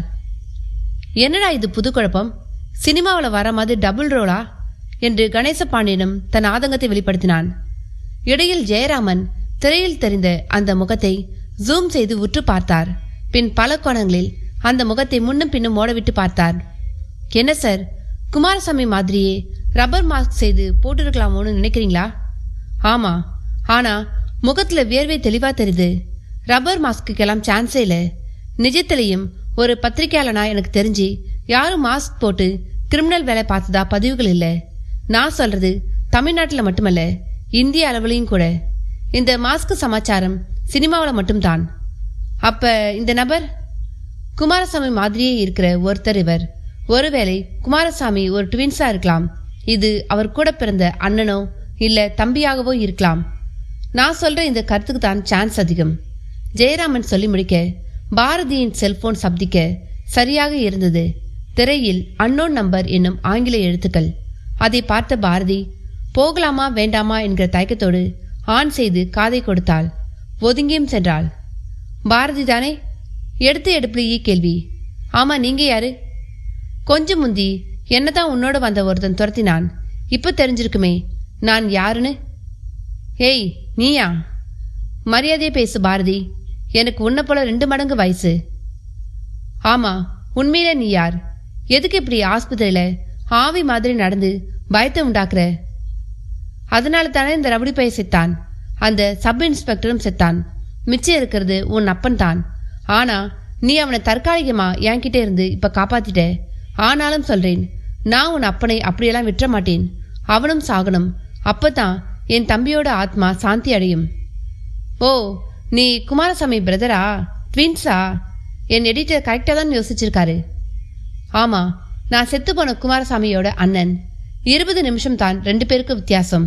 உருவத்துல ஒத்துமை இருந்தாலும் வாழ்க்கையில நான் தென் துருவம்னா அவன் வட துருவம். நான் ஒரு பொது உடைமை கருத்து போக்கு கொண்டவன். என் தம்பியோட சாவுக்கு பிறகுதான் எனக்கு எல்லா விஷயங்களும் தெரிய வந்தது. என் ரத்தம் கொதிச்சிச்சு. என் தம்பி மாதிரி வாட்டுத்தனமா மோத நான் தயாரில்லை. அதே சமயம் ஏழையா பிறந்துட்டோம். எல்லாமே என் தலையெழுத்துன்னு அடங்கி போகவும் நான் விரும்பல. என் வரையில இப்ப இருக்கிற எந்த ஊழல்வாதியையும் திருத்தெல்லாம் முடியாது. எல்லோரும் பணத்தை வாங்கி வாங்கி நல்லா சுகம் கண்டுட்டாங்க. இவங்களை ஈவ இறக்கம் பார்க்காம கொன்னு ஒழிக்கிறதான் எனக்கு தெரிஞ்ச ஒரே வழி. ஆனா என்னை இப்ப நீ கண்டுபிடிச்சிட்ட. இந்த செல்போனும் சிசிடிவி கேமராவும் எவ்வளவுக்கு எவ்வளோ அதிசயமோ அவ்வளவுக்கு அவ்வளவு அனாவசியமும் கூட. நான் இப்ப இதுக்கு மேல எதையும் பேச விரும்பல. ஒண்ணு மட்டும் நிச்சயம், உன் அப்பனை ஒருவேளை நீங்க வைத்தியம் பார்த்து காப்பாத்தினாலும் நான் வாழ விட மாட்டேன். எங்க எப்படி வந்து கொள்வேன்னு எனக்கே தெரியாது. ஆனா கொல்லுவேன். எனக்கு இந்த சத்தியம் மேலாம் கூட நம்பிக்கை இல்லை. ஆனா அறம் கூற்றாகும் என்கிற வார்த்தை மேல நம்பிக்கை உண்டு. அந்த அறத்தின் மேல நின்னு நான் இதை சொல்றேன். நீயும் சும்மா இருக்க மாட்ட. பத்திரிகைக்காரி வேற. பத்திரிகைகளை எழுதுவ, போலீஸ்க்கும் போவ. எழுது போ, அது உன் சுதந்திரம். நான் ஏற்கனவே தேசாந்திரியா சுத்தி திரியறவன் தான். குடும்பம் குட்டின்னு யாரும் எனக்கு கிடையாது. எனக்கு என்ன நடந்தாலும் அதை பத்தி எனக்கு கவலையும் கிடையாது. எப்படியோ 2 பேரை பயமுறுத்தியே கொண்டுட்டேன். இப்பொழுதைக்கு எனக்கு இந்த திருப்தி போதும். அப்புறம் இந்த செல்போன் நம்பரை வச்சு என்னை ட்ரேஸ் பண்ற வேலையெல்லாம் வேண்டாம். இது ஒரு ஆட்டோ டிரைவரோட செல்போன். அவன் இப்ப போதையில் இருக்கான். அதான் எடுத்து பயன்படுத்திட்டு இருக்கேன். அவனுக்கு என்ன யாருன்னு தெரியாது. சந்தேகமா இருந்தா இவனை பிடிச்சி லாக்கப்ல வச்சு மொத்துங்க. இவன் ஒரு டாஸ்மாக் அடிமை. இவனை தாராளமா அடிக்கலாம். பை த பை, இனி உன் அப்பன் உயிரோட இருந்தாலும் என்னை நினைச்சு பயந்துகிட்டே தான் இருக்கணும். எப்பவும் எங்கேயும் காவலோட தான் போகணும் வரணும். இப்பொழுதுக்கு இது கூட ஒரு தண்டனை தான். உன்னை பத்தியும் எனக்கு தெரியும். நீ நல்ல பொண்ணு. அதுக்காக அப்பாவை கொல்ல நீ விடுவியா என்ன? விடமாட்ட. அதனால உன்னால ஆனதை நீ செய். என்னால ஆனதை நான் செய்றேன். போன் மறுபுறம் கட்டானது. பாரதியிடம் ஸ்தம்பிப்பு. ரிசப்ஷனை ஒட்டிய தனி அறை. பாரதி போனில் கேட்ட சகலத்தையும் சொல்லி முடித்தவளாக ஜெயராமன், அரவிந்தன், கணேசபாண்டி என்று 3 பேரையும் பார்த்தாள். பரவாயில்ல பாரதி, நம்மள ரொம்ப கஷ்டப்படுத்தாம நேரா விஷயத்துக்கு வந்துட்டான். பல முடிச்சுகள் அவன் பேசினதுல தானா அவிழ்ந்துடுச்சு. அவனே போலீஸ்க்கு போ, பத்திரிகையிலும் எழுதிக்கோன்னு தைரியமா சொல்லிட்டான். இனி நாம் என்ன செய்ய போகிறோம் என்பதுதான் கேள்வி. கணேசபாண்டி முகமோ இறுகி போயிருந்தது. அப்பொழுது அவசரமாக அங்கே வந்த ஒரு நர்ஸ் டாக்டர் அவங்கள உடனே அழைத்து வர சொன்னதாக சொன்னாள். அவள் சொன்ன விதமே எம்பி ராஜமகேந்திரனை காப்பாற்றுவது முடியாத விஷயம் என்பது போல்தான் இருந்தது. அத்தியாயம் 41. பாரதி தன்னை அழைத்து வர சொன்ன டாக்டர் முன்னால் போய் நின்றபொழுது சற்றே வெளியில் போயிருந்தாள். கூடவே ஜெயராமன், அரவிந்தன், கணேசபாண்டியனும். ஐம் சாரி, எப்படி சொல்றதுன்னு தெரியல. எங்க ட்ரீட்மெண்ட்டுக்கு சாரோட உடல்நிலை ரெஸ்பாண்ட் பண்ண மாட்டேங்குது. பல்ஸ் விழுந்துகிட்டே தான் போகுது. என் அனுபவத்துல இப்படியான யாரும் பிழைச்சி எழுந்தது இல்லை. அந்த டாக்டர் ஒவ்வொரு வார்த்தையாக ஒவ்வொருவர் முகமாக பார்த்து சொல்லி முடித்தார். அப்ப என்ன பண்ணலாம்னு சொல்றீங்க? ஜெயராமனே பாரதியின் சார்பில் கேட்டார். அட் லாஸ்ட் இன்னும் ஒரு 24 மணி நேரம் நாங்கள் ட்ரை பண்ணி பார்க்குறோம். இதே நிலை கண்டினியூ ஆனா பிரெயின் டெத்தா கன்சிடர் பண்ணி ஃபைலை க்ளோஸ் பண்ணிடுவோம். அப்புறம் ஆர்கன்ஸை டொனேட் பண்றது உங்க விருப்பம். டாக்டர் அப்படி சொன்ன ஜோரில் மேற்கொண்டு பேச எதுவும் இல்லை, பேசுவதால் பயனுமில்லை என்பது போல் எழுந்து நின்றார். அங்கே ஒரு பேரமைதி. மெல்ல அதை உழைத்துக்கொண்டு, அப்பாவை நாங்க கிட்ட போய் பார்க்கலாமா டாக்டர் என்று கேட்டாள் பாரதி. போகலாம், ஸ்ட்ரெயின் வாஷ் பண்ணிக்கிட்டு நோஸ் கேப்பை போட்டுக்கிட்டு போங்க. அப்பாவுக்கு கான்ஷியஸே இல்லையா? பாருங்க, உங்களுக்கே தெரியும். அடுத்த சில நிமிடங்களில் அவர்கள் ராஜா மகேந்திரனின் படுக்கை அருகே முகத்தில் பாதி மறைந்த நிலையில் தலையிலும் கேப்புடன் கையில் கிளவுஸுடன் சூழ்ந்து நின்றனர். பாரதி அப்பாவின் முகத்தை கூர்ந்து பார்த்தாள். Oxygen mask, saline tube, heart beat monitor என்று மருந்து வாடைக்கு நடுவில் நான் இனி அவ்வளவுதான் என்பது போல் கிடந்தார் ராஜமகேந்திரன். பாரதியிடம் வரவேண்டிய கண்ணீர் கணேசபாண்டியனின் கண்களிலும் திரண்டிருந்தது. பாரதி மெல்ல அவர் கையை தொட்டு பார்த்தாள். பனித்துண்டு ஒன்றை தொட்டது போல் இருந்தது. அப்பொழுது அரவிந்தனுக்கு முத்துலட்சுமி கொடுத்துவிட்டு இருந்த விபூதி ஞாபகம் வரவே பாக்கெட்டிலிருந்து அதை எடுத்து விரித்தான். நல்ல வேலை, டாக்டரோ நர்ஸோ யாருமில்லை. இனி அருகில் இருப்பது வேஸ்ட் என்று நினைத்து விட்டார்களோ என்னவோ. அரவிந்தன் கட்டை விரலில் விபூதியை தொட்டு அப்படியே சற்று முனைந்து எட்டி அவன் நெற்றியில் பூசியும் விட்டான். பாரதி வெறித்தாள். அந்த நிலையிலும் ஜெயராமன் சிரித்தார். தம்பி, எனக்கும் வச்சு விடுங்க என்று கணேசபாண்டி கை கட்டி முகத்தை முன்னீட்டினார். வைத்து விட்டான். மூக்கின் மேல் கொஞ்சம் சிந்தியது. அப்படியே வெளியே வந்தனர். அழிந்தவற்றை அவ்வளவையும் காட்டி ஒரு பிளாஸ்டிக் பேக்கில் போட்டு அருகில் இருந்த டேபிள் மேல் வைத்தனர். அப்படியே நிதானமாக நடந்து வெளியே கார் பார்க்கிங் செய்த இடம் வரை வந்தனர். அரவிந்தன், உங்க திட்டம் என்ன? ஜெயராமன் ஆரம்பித்தார். இப்ப நான் பாரதியை வீட்டில் விட்டுட்டு என் வீட்டுக்கு போக போறேன். நாளைக்கு காலையில அந்த பெட்டியை திறந்து பார்க்கறது தான் சார் என் முதல் வேலை. சரி, அப்புறம்? தெரியல சார். டாக்டர் 24 மணி நேரம் கெடு கொடுத்திருக்கார். ஆர்கன் டொனேட் பண்றது வரை போயிட்டார். அவர் பேசினதிலிருந்து அவருக்கு ஹோப் இல்லைன்னு தெரியுது. உங்களுக்கு? இப்ப என்னால எதுவும் சொல்ல முடியல சார். பெட்டியால ஏதாவது நல்லது நடக்கலாம். உங்களுக்கு அப்ப நம்பிக்கை இருக்கு? நம்புறதுல தப்பில்லையே சார். சரி, அந்த குமாரசாமி பிரதர் விஷயத்துல என்ன செய்ய போறோம்? கட்டாயமா போலீஸ் கம்ப்ளைண்ட் கொடுக்கணும் சார். ஆமாம், அதான் இப்ப ரைட் ஸ்டெப். என்ன பாரதி சொல்ற? எடிட்டர் கேள்வி முன் பாரதி சற்று மௌனித்தவளாய் பின் வாய் திறந்து, சார், அந்த விஷயத்தை இப்பொழுதுக்கு விட்டுருவோம் சார். 24 மணி நேரம் கழியட்டும், பிறகு யோசிக்கலாம். அப்ப கூட யோசிக்கலாம் தானா? என்னமோ தெரியல, பேசின அந்த நபரோட குரல்ல ஒரு மெட்டாலிக் தன்மை, உச்சரிப்புல ஒரு பெரிய உணர்வு. அதெல்லாம் இருக்கட்டும். கிரிமினல்னு தெரிஞ்சு நாம சும்மா இருக்கிறது பொறுப்பில்லாத தனமாகும். அதுலேயும் ஒரு பத்திரிகை ஆசிரியரா நான் உன் விருப்பம்னு சொல்லி ஒதுங்கவே கூடாது. ஆமா சார், ஆள் யாருன்னு தெளிவா தெரியுற நிலையில போலீஸ் கம்ப்ளைண்ட் கொடுக்கறதான் சரி. அந்த நபரே கொடுன்னு சொல்லியிருக்கும் பொழுது நாம சும்மா இருக்கிறது தப்பு சார். அதுக்கு முன்னால அந்த குமாரசாமி வீட்டுக்கு போய் மனசார மன்னிப்பு கேட்டு அந்த இடத்துக்கு இனி எந்த சிக்கலும் இல்லைன்னு சொல்றது முக்கியம் இல்லையா? பாரதியின் கேள்விக்கு தன் முகபாவங்களிலே முக்கியம்தான் என்று சொன்னார் ஜெயராமன். அம்மா, இப்ப முதல்ல நாம கவனிக்க வேண்டியது ஐயாவை தாமா. இதெல்லாம் அப்புறம். இந்த 24 மணி நேரத்துல ஐயாவை காப்பாத்த வேற ஏதாவது வழி இருக்குதான்னு பாப்போமா? கணேச பாண்டியனின் நெகிழ்வான கருத்தும் சரி என்று தான் எல்லோருக்கும் தோன்றியது. அப்பொழுது அரவிந்தனின் கைபேசியில் அழைப்பொலி. பழனியிலிருந்து ரிப்போர்ட்டர் செந்தில் தான் பேசினார். சார், நல்லபடியா போய் சேர்ந்துட்டீங்களா? சேர்ந்து விட்டேன் செந்தில். இப்ப கூட ஹாஸ்பிட்டல்ல தான் இருக்கோம். சார் எப்படி இருக்கார்? ரொம்ப மோசமா தான் இருக்கு நிலைமை. இப்ப அவர் சம்பந்தமா பேசதான் கூப்பிட்டேன் சார்.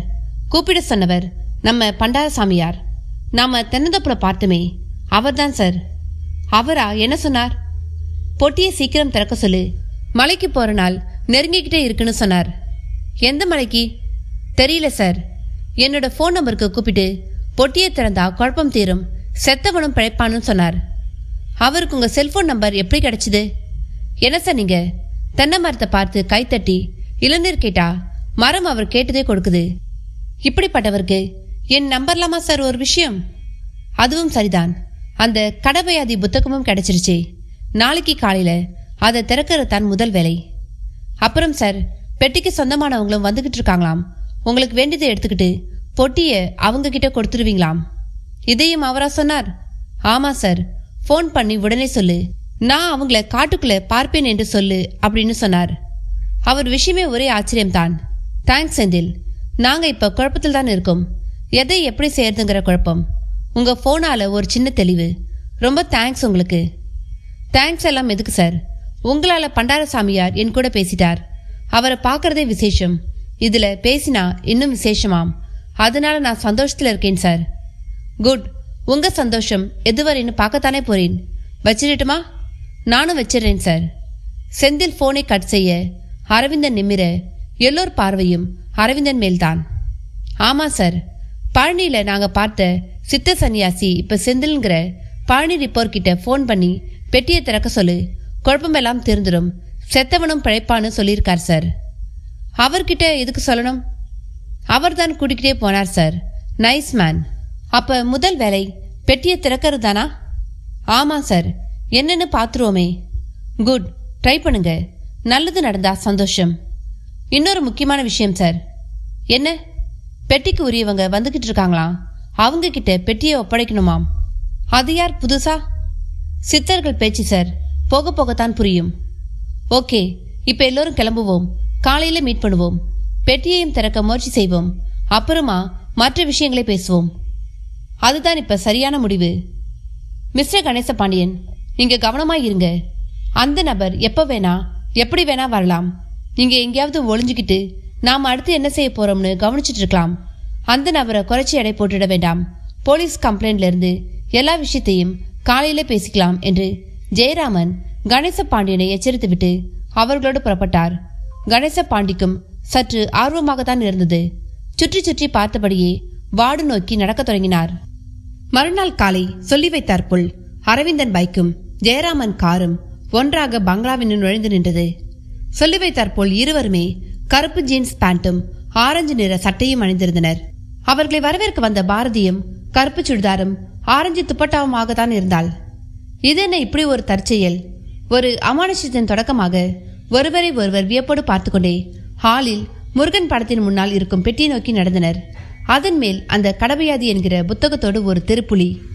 அத்தியாயம் 42. பெட்டி மேல் கடபையாதி புத்தகத்தையும் திருப்புலியையும் ஒரு சேர பார்த்த அரவிந்தன் அடுத்து பாரதியை தான் ஆச்சரியத்தோடு பார்த்தான். நான் தான் இரண்டையும் தயாராக எடுத்து வச்சேன் என்றாள். அப்பொழுது முத்துலட்சுமியும் அங்கே வந்தாள். காலையிலேயே எழுந்து குளித்து பளிச்சென்று நெற்றியில் விபூதி துலங்க நின்றாள். நின்று பார்த்த விதமே, என்ன பெட்டி திறக்க போறீங்களா என்று கேட்டது. அந்த ஹாலிலிருந்து சமையலறை நோக்கி செல்லும் வழியில் அடைக்கலம் அம்மாவும் வெளியே போர்ட்டிக்கு அருகே நின்று உள்ளே பார்த்தபடி ஒரு தவிப்போடு தோட்டக்கார மருதமுத்தும் கூட தென்பட்டனர். பெட்டி அந்த வீட்டுக்குள் வந்ததிலிருந்தே வீடே மாறிவிட்டது. எது எப்பொழுது நடக்கும் என்பது தெரியாதபடி எதிர்பாராத பல நிகழ்வுகள். இப்பொழுது அதன் உச்சம். எல்லோரிடமும் இனம் தெரியாத பரபரப்பு. அரவிந்தன் அந்த கடபையாதி என்கிற புத்தகத்தை கையில் எடுத்தான். மெல்ல புரட்டினான். உள்ளே முதல் பக்கத்தில் கடபையாதி என்கிற பருமனான எழுத்துக்களுக்கு கீழ் இது ஒரு சமஸ்கிருத கணித நூல் என்கிற ஒருவரின் விளக்கமும் கண்ணில் பட்டது. அதுக்கும் கீழே பிரம்மஸ்ரீ வைத்தியநாத தீட்சிதர் என்கிற பெயர். கீழுக்கும் கீழ் அம்பாள் அச்சகம், பீட்டர்ஸ் சாலை, சென்னப்பட்டினம் என்கிற குறிப்போடு விலை 8 என்கிற எழுத்தாலான குறிப்பு. படித்து முடித்த நிலையில் அடுத்த பக்கத்தை புரட்டினான். திருமுகம் என்னும் தலைப்பின் கீழ் அந்த புத்தகத்தை உருவாக்கியிருந்த வைத்தியநாத தீட்சிதர் ஒரு கடிதத்தை எழுதியிருந்தார். அதை படிக்க தொடங்கினான். என்ன அரவிந்தன், இதை படிச்சு முடிச்சாதான் பெட்டியை திறக்க முடியுமா என்று கையில் அன்றைய ஒரு நாளிதழை எடுத்தபடி கேட்டார் ஜெயராமன். ஆமா சார், சின்ன புத்தகம்தான். அதிகபட்சம் அரை மணியிலிருந்து 1 மணி நேரம் ஆகலாம்னு நினைக்கிறேன். அப்ப அதுவரை நான் இந்த பேப்பரை படிக்கிறேன் என்றார் ஜெயராமன். அடுத்த நொடியே அவரது செல்போனில் சினுங்கள். காதை கொடுத்தவர் முகம் குத்துப்பட்டார் போல் கசங்கியது. என்ன சார், நம்ம பிரிண்டிங் செக்ஷன்ல பச்சைமுத்துங்க மிஷின் ஆபரேட்டர் ஹார்ட் அட்டாக்ல சுருண்டு விழுந்து செத்துட்டாராம். நான் இப்போ உடனே போய் ஆகணும் என்று விரித்து பிடித்திருந்த பேப்பரை மோடோ மேல் மடக்கி வைத்தார். சார், நான் கூட வரட்டுமா? பாரதி வேகமாக கேட்டாள். இல்ல, நீ இங்கிருந்து இந்த பெட்டியில கான்சென்ட்ரேட் பண்ணு. நான் போய் தான் திரணும். நான் வரேன். ஜெயராமன் புறப்பட்டு விட்டார். மருதுமுத்து ஓடிப்போய் கேட் கதவை திறந்து அவரை வழியனுப்ப தயாரானான். நடுவே முத்துலட்சுமி பாரதியின் கையை பிடித்து தனது அறைக்கு அழைத்து செல்ல தொடங்கினாள். ஏ கிழவி, நீ எதுக்கு இப்ப தனியா கூப்பிடுற? இந்த பெட்டியை இதுக்கு முந்தி பார்த்துருக்கேன்னு சொன்னேன்ல, அதுக்குள்ள மறந்துட்டியா? கேட்டபடியே அறையின் கட்டில் மேல் அமர்ந்தவள், நான் சின்ன பிள்ளையா இருந்தப்ப இதே மாதிரி பெட்டியில தான் ஒரு சிவலிங்கம் இருந்து எங்க வீட்டுக்கும் வந்தது என்று ஆரம்பித்தாள். பாரதி அதிர, அதுக்கு என் தாத்தா, அதாவது உனக்கு எள்ளு தாத்தா, அவ தான் வீட்டில் வச்சு பெருசா பூஜையெல்லாம் செய்தார். பெட்டியோடு ஒரு சன்னியாசிங்க கூட்டமும் செட்டியார் ஒருத்தரும் வந்தார். எல்லோருக்கும் தடபுடலா சாப்பாடு போட்டு எல்லார் காலையும் எங்களை விழுந்து கும்பிட சொன்னார் எனவும் பாரதியிடம் விதிர்ப்பு. முத்துலட்சுமி தொடர்ந்தாள், அப்ப என் அம்மா, அதாவது உன் கொள்ளுப்பாட்டி, இந்த லிங்கம் இங்கே இருக்கட்டும், நான் தினமும் பூஜை பண்றேன்னு சொன்னாங்க. ஆனா அந்த சாமியார்கள் கேட்கல. இதை நாங்க உரிய இடத்துல தைப்பூசம் அன்னைக்கு ஒப்படைக்கணும்னு சொல்லி எடுத்துட்டு போயிட்டாங்க. அம்மா அப்ப ரொம்பவே அழுதாங்க. எனக்கும் நல்லா ஞாபகம் இருக்கு என்று முடிக்கவும் பாரதியிடம் ஒருவித படபடப்பு. ஆமா, இதே நீ முந்தியே சொல்லல என்று கேட்டாள். நானே நேத்து பழனியிலிருந்து வந்தப்புறம் தானே பார்த்தேன். பார்த்ததிலிருந்தே மண்டைக்குள்ள ஒரே குடைச்சல், எங்கடா எப்படான்னு ஒரே போராட்டம். அப்புறம் தான் ஞாபகத்துக்கே வந்தது. நல்லா தெரியுமா? இந்த பெட்டி தானா அது? அது தெரியாது, ஆனா இந்த பெட்டி மாதிரியே தான் அது இருந்தது. திருப்புலியால திருக்கித்தான் திறந்தாங்க. அப்போ இந்த பெட்டி இப்ப வந்தது தற்செயலா இல்ல வேற காரணம் இருக்குன்னு சொல்றியா?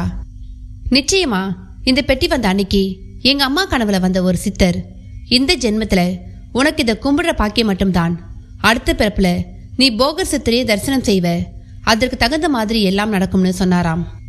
நல்லா இருக்கு கிழவி, 50-60 வருஷத்துக்கு முந்தி நடந்ததுன்னு சொல்லி இப்ப என்னை எதுக்கு தயார்படுத்துற? நான் உன்னை தயார்படுத்தலடி, நடந்ததை சொன்னேன், அவ்வளோதான். இப்போ கூட இது ஏதோ தற்செயலா வந்ததா என்னால் நினைக்க முடியல. போதும், ஏற்கனவே ஏகப்பட்ட குழப்பங்கள். இதுல நீ புதுசா ஒன்ன சொல்லி இருக்கிறத பெருசுப்படுத்தாத. நான் தெரியாம தான் கேட்கிறேன். லிங்கம்ங்கிறது ஒரு கல், அதை கும்பிடுறதால எந்த வகையில நமக்கு பிரயோஜனம்? இதுக்கு உன் அம்மா ஆசைப்பட்டதை கூட நான் சகிச்சிடுவேன். ஆனா உனக்கு அடுத்த பிறப்புல தானுன்னு யாரோ ஏதோ சொன்னார்னு சொன்னியே, அதை தான் என்னால் ஜீர்ணிக்கவே முடியல. இந்த மறுபிறப்பு, ஜென்மம், இதெல்லாம் எவ்வளவு பெரிய கற்பனை தெரியுமா? இல்ல பாரதி, கற்பனை இல்ல, அது நிஜங்கிறதுக்கு நீயே சாட்சி. நானா? என்ன உளற? ஒரு நிமிஷம் இரு. முத்துலட்சுமி எழுந்து சென்று பீரோவை திறந்து ஒரு பழைய கருப்பு வெள்ளை ஆல்பம் ஒன்றை எடுத்து வந்து பாரதி முன் திறந்தாள். அதில் ஒரு தபால் கார்டு சைஸ் புகைப்படத்தில் முத்துலட்சுமியின் அம்மாவின் இளவயது படம்.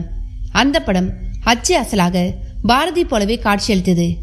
பாரதியிடமும் திகைப்பு. யார் இது? உன் கொள்ளு பாட்டிடி, அப்படியே உன்னை மாதிரி இருக்காங்க பார். இதுல ஆச்சரியப்பட என்ன இருக்கு? மரபணுக்கள் எப்பவும் ஒன்னாத்தானே இருக்கும். என்ன பொறுத்தவரை என் அம்மா தான் நீ, அவளோட மறு ஜென்மம் நீ. ஆரம்பிச்சிட்டியா? உங்களையெல்லாம் திருத்தவே முடியாது. அடுத்து நீ என்ன சொல்வ? எங்க வந்து நிப்பேன்னு நல்லா தெரியும். ஒன்னு நல்லா தெரிஞ்சுக்கோ, ஒருவேளை நீ சொல்ற மாதிரி எல்லாம் சாமியோட செயல்பாடு தானே வை, அந்த சாமியை நான் சும்மா விட மாட்டேன். நீ கண்ணாமூச்சி விளையாட நான் தான் கிடைச்சனா என்று ஆரம்பிச்சு நான் அதுகிட்ட கேட்க ஏராளமான கேள்விகள் இருக்கு. கேள்வி கேட்குதோட மட்டும் விட மாட்டேன். ஒரு பக்கம் யுத்தம், ஒரு பக்கம் குடிக்க கூட தண்ணி இல்லாத நிலை, ஒரு பக்கம் காடை பத்தி எறிகிற கொடுமை, தப்பான மனிதர்கள்னு உன் படைப்புல ஏன் இவ்வளவு ஓட்டைகளும் கேட்டு அதை சாவடிச்சிடுவேன். சற்று பெருமூச்சு விட்டவள், இதையெல்லாம் ஒரு பேச்சுக்கு தான் சொன்னேன். உடனே சாமி இருக்குன்னு ஏத்துக்கிட்ட பாத்தியான்னு ஆரம்பிச்சிடாத. சந்திரனுக்கு நாம ராக்கெட்டை விட்டு அது இப்போ அங்கே இறங்கி அங்கே இருந்து கல்லு மண்ணுன்னு எல்லாத்தையும் எடுத்துக்கிட்டு வரப்போகுது. கூடிய சீக்கிரம் சந்திரக்கல், சந்திர மண்ணால பங்களா கட்டி மூன் பேலஸ்னு இங்கே வாழ போறோம். இங்கே இருந்து அங்கே போய் சந்திரனையும் இந்த பூமியை எப்படி குப்பை கூலம் பிளாஸ்டிக்கால சாகடிச்சிட்டு இருக்கோமோ அது செய்ய போறோம். உன் சந்திரசாமி கதறப்போகுது பார் என்று கோபமாக பேசியபடியே ஹால் பக்கம் திரும்பி வந்தாள். அரவிந்தன் புத்தகத்தில் மிக கூர்மையாக இருந்தான். அவனை தொந்தரவு செய்ய விரும்பாமல் ஒதுங்கி சென்று ஆஸ்பத்திரிக்கு தொடர்பு கொண்டாள். அண்ணே, ஏதாவது இம்ப்ரூவ்மெண்ட் தெரியுதானே? இல்லைங்க பாப்பா, நேத்து பார்த்த மாதிரியே தான் இருக்காரு. நெத்தியில விபூதி பூசினதை ஒரு டாக்டர் பார்த்துட்டு இதுக்கு தான் ஐசியூக்குள்ள யாரையும் விடுதலைன்னு ஒரே சத்தம். அங்கே மட்டும் என்ன வாழுதாம். திரும்பின பக்கமெல்லாம் முருகன் படம், அதையெல்லாம் காட்டி போட சொல்லுங்க முதல்ல. பாப்பா, இது சண்டை போடுற நேரமா? ஆமா, பெட்டியை திறந்துட்டீங்களா? இல்லைண்ணே, அதுக்காக அரவிந்தன் சார் பரீட்சைக்கு படிக்கிற மாதிரி படிச்சிட்டு இருக்கார். ஆனா ஒன்று, உடைச்சாவது திறந்துருவோம். எல்லாமே வினோதமா இருக்குதுமா. அதுலேயும் அந்த குமாரசாமியை நான் ஆவியா நினைச்சு பயந்தது நினைச்சா எனக்கே பத்திக்கிட்டு வருது. நல்லா வரட்டும், உங்களை இப்படித்தானே பயமுறுத்த முடியும். நல்லதுக்கு பயப்படாதவங்க இப்படித்தான் கண்டதுக்கும் பயந்து தலை குனிவாங்க. ரொம்ப கோபத்தில் இருக்கிற மாதிரி தெரியுதே பாப்பா. கோபமா? அப்படியே பத்திக்கிட்டு வருது எனக்கு. ஐம் சாரி, நான் என் இயலாமையை அடக்க முடியாம ஏதோ பேசிட்டு இருக்கேன். இங்கே பெட்டியை திறந்து பார்த்துட்டு கூப்பிடுறேன். 24 மணி நேரத்தில் 12 மணி நேரம் ஓடியே போயிருச்சு. கையில் இருக்கிற அந்த 12 மணி நேரத்தில் தான் எல்லாம் இருக்கு என்றபடி செல்போனை கட் செய்த பாரதியின் முன் காஃபியோடு வந்தால் அடைக்கலாமா? இப்போ எதுவும் வேண்டாம், அடைக்கலாமா? சாருக்கு வேணும்னா கொடுங்க என்றாள் அலுப்போடு. அப்பொழுது அம்மா, உங்களை பார்க்க யாரோ 2 பேர் வந்திருக்காங்க என்றபடி வந்தான் மருதமுத்து. அவன் பின்னால் அமெரிக்காவின் பேடன் ரூஜிலிருந்து வந்திருக்கும் சாந்த பிரகாஷ் மற்றும் சாருபாலா. அத்தியாயம் 43. சாந்த பிரகாஷையும் சாருபாலாவையும் பார்த்த பாரதியிடம் யார் இவர்கள் எனும் கேள்வி. அரவிந்தனும் கடமையாது என்னும் அந்த புத்தகத்திலிருந்து நிமிர்ந்து அவர்களை பார்த்தான். சாந்த பிரகாஷ் சம்பிரதாயமாக கை நிறைய பழங்கள் வாங்கி வந்திருந்தான். அச்சிட்ட ஒரு துணிப்பையை பார்த்த மாத்திரத்தில் அதை உணர்த்தியது. வெரி குட் மார்னிங் என்று சாந்த பிரகாஷிடம் ஓர் இதமான தொடக்கம். பதிலுக்கு குட் மார்னிங் என்ற பாரதியிடம் சாந்த பிரகாஷ் பழங்களை நீட்டினான். என்ன இதெல்லாம்? Just fruits. முதலா சந்திக்கும் பொழுது பூ பழனும் சந்திக்கிறது தானே வழக்கம். நீங்க? பழங்களை வாங்கி கொண்டே கேட்டாள். பின் அதை ஒரு சோஃபா மேல் வைத்தாள். என் பெயர் சாந்த Prakash. She is my wife Charubala. நாங்கள் யூஎஸ்லேருந்து வந்திருக்கோம். நான் அங்கே ஒரு கூரியர் சர்வீஸ் இண்டஸ்ட்ரி நடத்துகிறேன். நாங்கள் பல்லாவரம் பிரம்மாண்ட ஜமீனோட வாரிசுகள். சாந்த பிரகாஷ் சொல்லி முடிக்கவும் பாரதியும் சற்றே புன்னகைக்கு மாறியவளாக வாங்க உட்காருங்க என்றாள். அந்த இடைப்பட்ட நேரத்தில் சாருபாலா ஹாலில் முருகன் படத்துக்கு கீழே வைக்கப்பட்டிருந்த பெட்டியை பார்த்து விட்டிருந்தாள். அவள் முகத்தில் அலமளப்பு. பாரதி உட்கார சொன்னதை கேளாதவள் போல் அதன் அருகே சென்று உற்று பார்க்க தொடங்கினாள். சாந்த பிரகாஷும் அவளை நெருங்கி பெட்டியை பார்க்கலானான். பாரதியும் அவர்களை நெருங்கினாள். இந்த பெட்டி எதுக்கு கேட்குறீங்க? இது எங்க ஜமீன் பங்களாவிலிருந்து எடுத்துக்கிட்டு வந்தது தானே. சாரி, நான் இதை ஒரு ஆன்டிக்ஸா விலைக்கு வாங்கினேன். அந்த பிளாட்பார கடை துரியானந்தம் கிட்ட இருந்துதானே? ஆமாம். நாங்களும் அவன் மூலமாகத்தான் உங்க அட்ரஸை தெரிஞ்சுக்கிட்டு வந்திருக்கோம். இது எங்க குடும்ப ப்ராப்பர்ட்டி. என் கொள்ளு தாத்தாவோ எள்ளு தாத்தாவோ வச்சிருந்தது. ஐசி, வாங்க முதல்ல உட்காருங்க. பாரதி அவர்களை சோஃபா நோக்கி கை காட்டி அழைத்தாள். அவர்களும் வந்து அமர்ந்தனர். ஆனால் சாருபாலா பார்வை அதன் மேலேயே இருந்தது. சாந்த பிரகாஷ் மட்டும் பாரதியை பார்த்து பேசினான். இது எங்க குடும்ப சொத்து.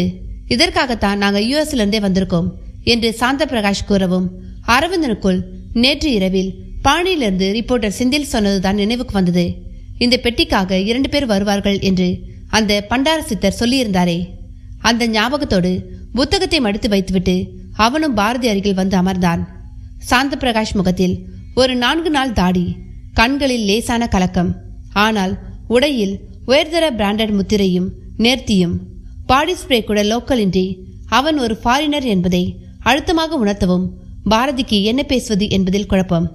அப்பொழுது சாருலதா யதார்த்தமாக பெட்டிக்கு அருகில் ஒரு விரித்த வண்ண துணி மேல் கலைப்பொருள் போல் வைக்கப்பட்டிருந்த வாளையும் பார்த்துவிட்டு எழுந்து அதன் அருகே சென்றாள்.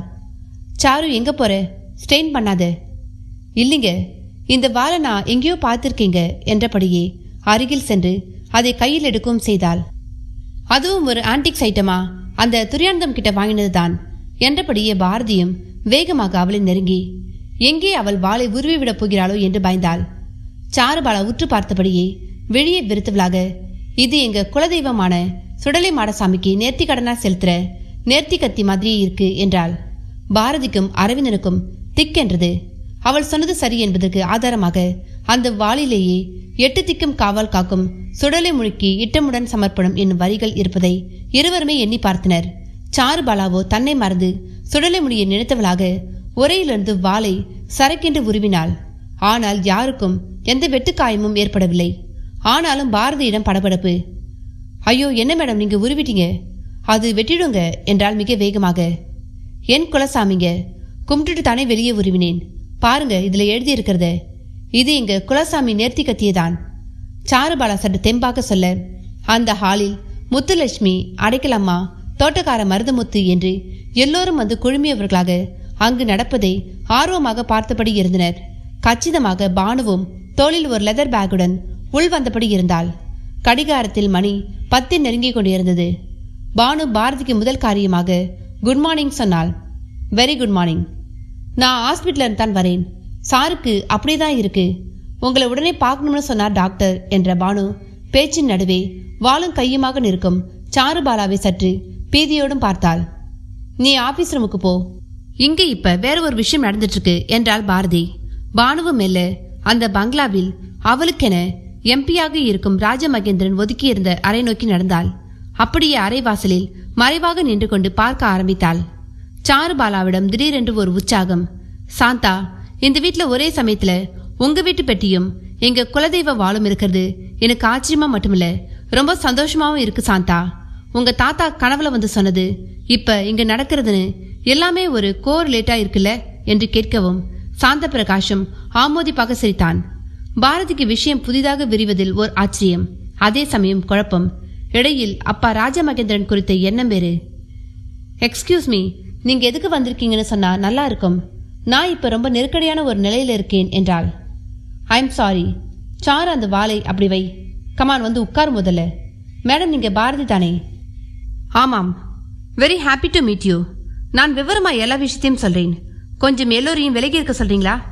சாந்த பிரகாஷ் சுற்றி முத்துலட்சுமியிலிருந்து மருதமுத்து வரை ஒரு பார்வை பார்த்தான். பாரதி பதிலுக்கு அவர்களை பார்க்கவும் மருதமுத்துவும் அடைக்கலாமாவும் விலகிக்கொள்ள முத்துலட்சுமி அது தனக்கில்லை என்பது போல் மனக்குழப்பத்தோடு நின்றாள். பானு கண்ணில் படாதபடி ஒளிந்து கொண்டாள். சாந்த பிரகாஷ் தன் மகன் ஒரு அரவணையாக மாறிவிட்டதிலிருந்து தங்கள் குடும்பத்தில் அரவாணிகள் ஏதோ ஒரு வகையில் தொடர்வதை சொல்லி இந்த பெட்டியில் எல்லா பிரச்சனைகளுக்குமான தீர்வு தன் தாத்தாவினால் சொல்லப்பட்டிருக்கிறது என்பது வரை மெல்லிய குரலில் சொல்ல சொல்ல பாரதி அரவிந்தன் இருவரிடமே விக்கிப்பு. இடையில் பானுவின் செல்போனில் விழிப்பொலி, மறுமுனையில் அந்த டெல்லி ஜோதிடர் நந்தா. பானு, இப்ப எங்க இருக்க, என்ன நடந்துட்டு இருக்கு என்று கேட்க பானுவும் சாந்த பிரகாஷ் சொல்வது காதில் பெரிதாக கேட்காத நிலையில், பெட்டியை தேடிக்கிட்டு புதுசா 2 பேர் வந்திருக்காங்க ஜி. அவங்களுக்கு தான் அந்த பெட்டி சொந்தமாம். இங்க இருக்கிற வாள் கூட அவங்க சொந்த மாதிரி தான் தெரியுது. குசு குசுன்னு ஏதோ பேசிட்டு இருக்காங்க என்று சொல்ல தொடங்கினாள். பெட்டியை திறந்துட்டாங்களா? திறந்த மாதிரி தெரியல. தப்பு பண்றாங்க. அதுக்குள்ளதான் நம்ம எம்பிக்கு மருந்து இருக்கு. நான் என்ன பண்ண முடியும் ஜி? பாரதி மேடம் கண்ணாலேயே பேசுறவங்க. என்ன இப்ப அவங்க பாக்குற பார்வையே சரியில்லை. இப்ப கூட ஹாஸ்பிட்டல்ல டாக்டர் கூப்பிட்டு சொன்னேன். அவங்க கிட்ட பதிலுக்கு எந்த ரியாக்ஷனும் இல்லை. போனை கொஞ்சம் பாரதி கிட்ட கொடுக்குறியா? நான் சொல்லி பாக்குறேன். ஐயோ வேண்டாம், நீங்க நேரா பேசுங்க, இல்லனா கொஞ்ச நேரம் கழிச்சு பேசுங்க. நேரம் போய்கிட்டே இருக்கு. சாரை காப்பாத்த சில மணி நேரம் தான் இருக்கு. அடுத்து வர நட்சத்திரம் அவருக்கு பொருந்தாத நட்சத்திரம். மாத்திரை மருந்த உடம்பு அப்சர்வ் பண்ண அந்த நட்சத்திரம் விடாது. புரியுது ஜி, கொஞ்சம் பொறுங்க. அங்க ஏதோ நடக்க போகுது. நானே உங்களை அப்புறமா கூப்பிடுறேன் என்று போனை கட் செய்த பானு ஒரு திரைச்சிலை ஓரம் சென்று கால்களை உயர்த்தி உடம்பை வளைத்து ஹாலில் நடப்பதை பார்க்க ஆரம்பித்தாள். அரவிந்தன் புத்தகத்தை கையில் வைத்தபடி பேச தொடங்கியிருந்தான். மிஸ்டர் சாந்த பிரகாஷ், இது உங்க ப்ராப்பர்ட்டியா இருக்கலாம். ஆனா நாங்களும் விலைக்கு வாங்கிட்டதால எங்களுக்கு தான் எல்லா உரிமையும். நாங்க பெரிய மனசு பண்ணி உங்களுக்கு இதை தரலாம். நடுவுல இதுக்குள்ள என்ன இருக்குன்னு பார்க்கத்தான் நான் இந்த புக்கை படிச்சுட்டு இருந்தேன். உங்களுக்கு மட்டுமல்ல, எங்களுக்கும் இந்த பெட்டியால பல மிராக்கல் எக்ஸ்பீரியன்ஸ். அதையெல்லாம் சொல்ல இப்ப நேரம் இல்லை. ஆனா இதை திறந்தா உங்க தேவை எங்க தேவைன்னு எல்லாம் பூர்த்தியாகும்னு மட்டும் தோணுது. கத்தி எதனால இதோட சேர்ந்ததுனோ இப்ப புரிய ஆரம்பிச்சிருக்கு. இதை உடைச்சு திறக்கிறது நல்லதில்லைன்னு தான் இதை முறைப்படி திறக்க இந்த புக்கை நானும் படிச்சேன். இது வந்த விதம் கூட மிஸ்ட்ரி தான். இதை திறக்கணும்னா இந்த திருப்பதி சங்கரம்ன்ற வார்த்தைக்கான கவுண்ட் தெரியணும். அதை நான் கண்டுபிடிச்சிட்டேன். எப்படி கண்டுபிடிச்சேன்றதெல்லாம் அப்புறம். சரியான நேரத்துக்கு தான் நீங்களும் வந்திருக்கீங்க. உங்க முன்னாலேயே நான் ட்ரை பண்றேன் என்ற அரவிந்தன் திருப்புலியை கையில் எடுத்துக்கொண்டான். முன்னதாக ஒரு தாளில் சங்கரம் என்கிற எழுத்துக்கு மேல் 26, 25, 1 என்கிற எண்கள். அந்த எண்கள் எதை சொல்கின்றன? என்ன நண்பர்களே, கதையை கேட்டீங்களா? இந்த கதையோட தொடர்ச்சி உங்களுக்கு பல பாகங்களுக்கு பிறகு வரும். இப்போ நான் படித்த இந்த புத்தகத்துடைய கடைசி அத்தியாயம் தான் இப்போ நான் முடிச்சிருக்கேன். இன்னும் நான் போகர் அவருடைய சீடர்கள் அந்த கதை இன்னும் அப்படியே நிற்கிது. ஸோ நான் அதை இப்போ வாசிக்க போகிறேன் அடுத்தது. ஸோ அது எப்படியும் ஒரு 5 எபிசோடாவது வரும்னு நினைக்கிறேன். ஸோ அதை நான் ஃபஸ்ட்டு முடிச்சிடுறேன். அந்த எபிசோடில் தான் இந்த பெட்டி எப்படி வந்துச்சு, இந்த பெட்டியில் என்னென்ன பண்ணாங்க, அந்த இதெல்லாம் அதில் தான் இருக்குது. ஸோ நான் அதை ஃபுல்லாக முடிச்சிடுறேன். அப்போ அதை ஃபுல்லாக முடித்தோம்னா இந்த இறையுதிர் காடுகளில் முதல் பாகம் புக்கு கம்ப்ளீட்டாக முடிஞ்சிடும்.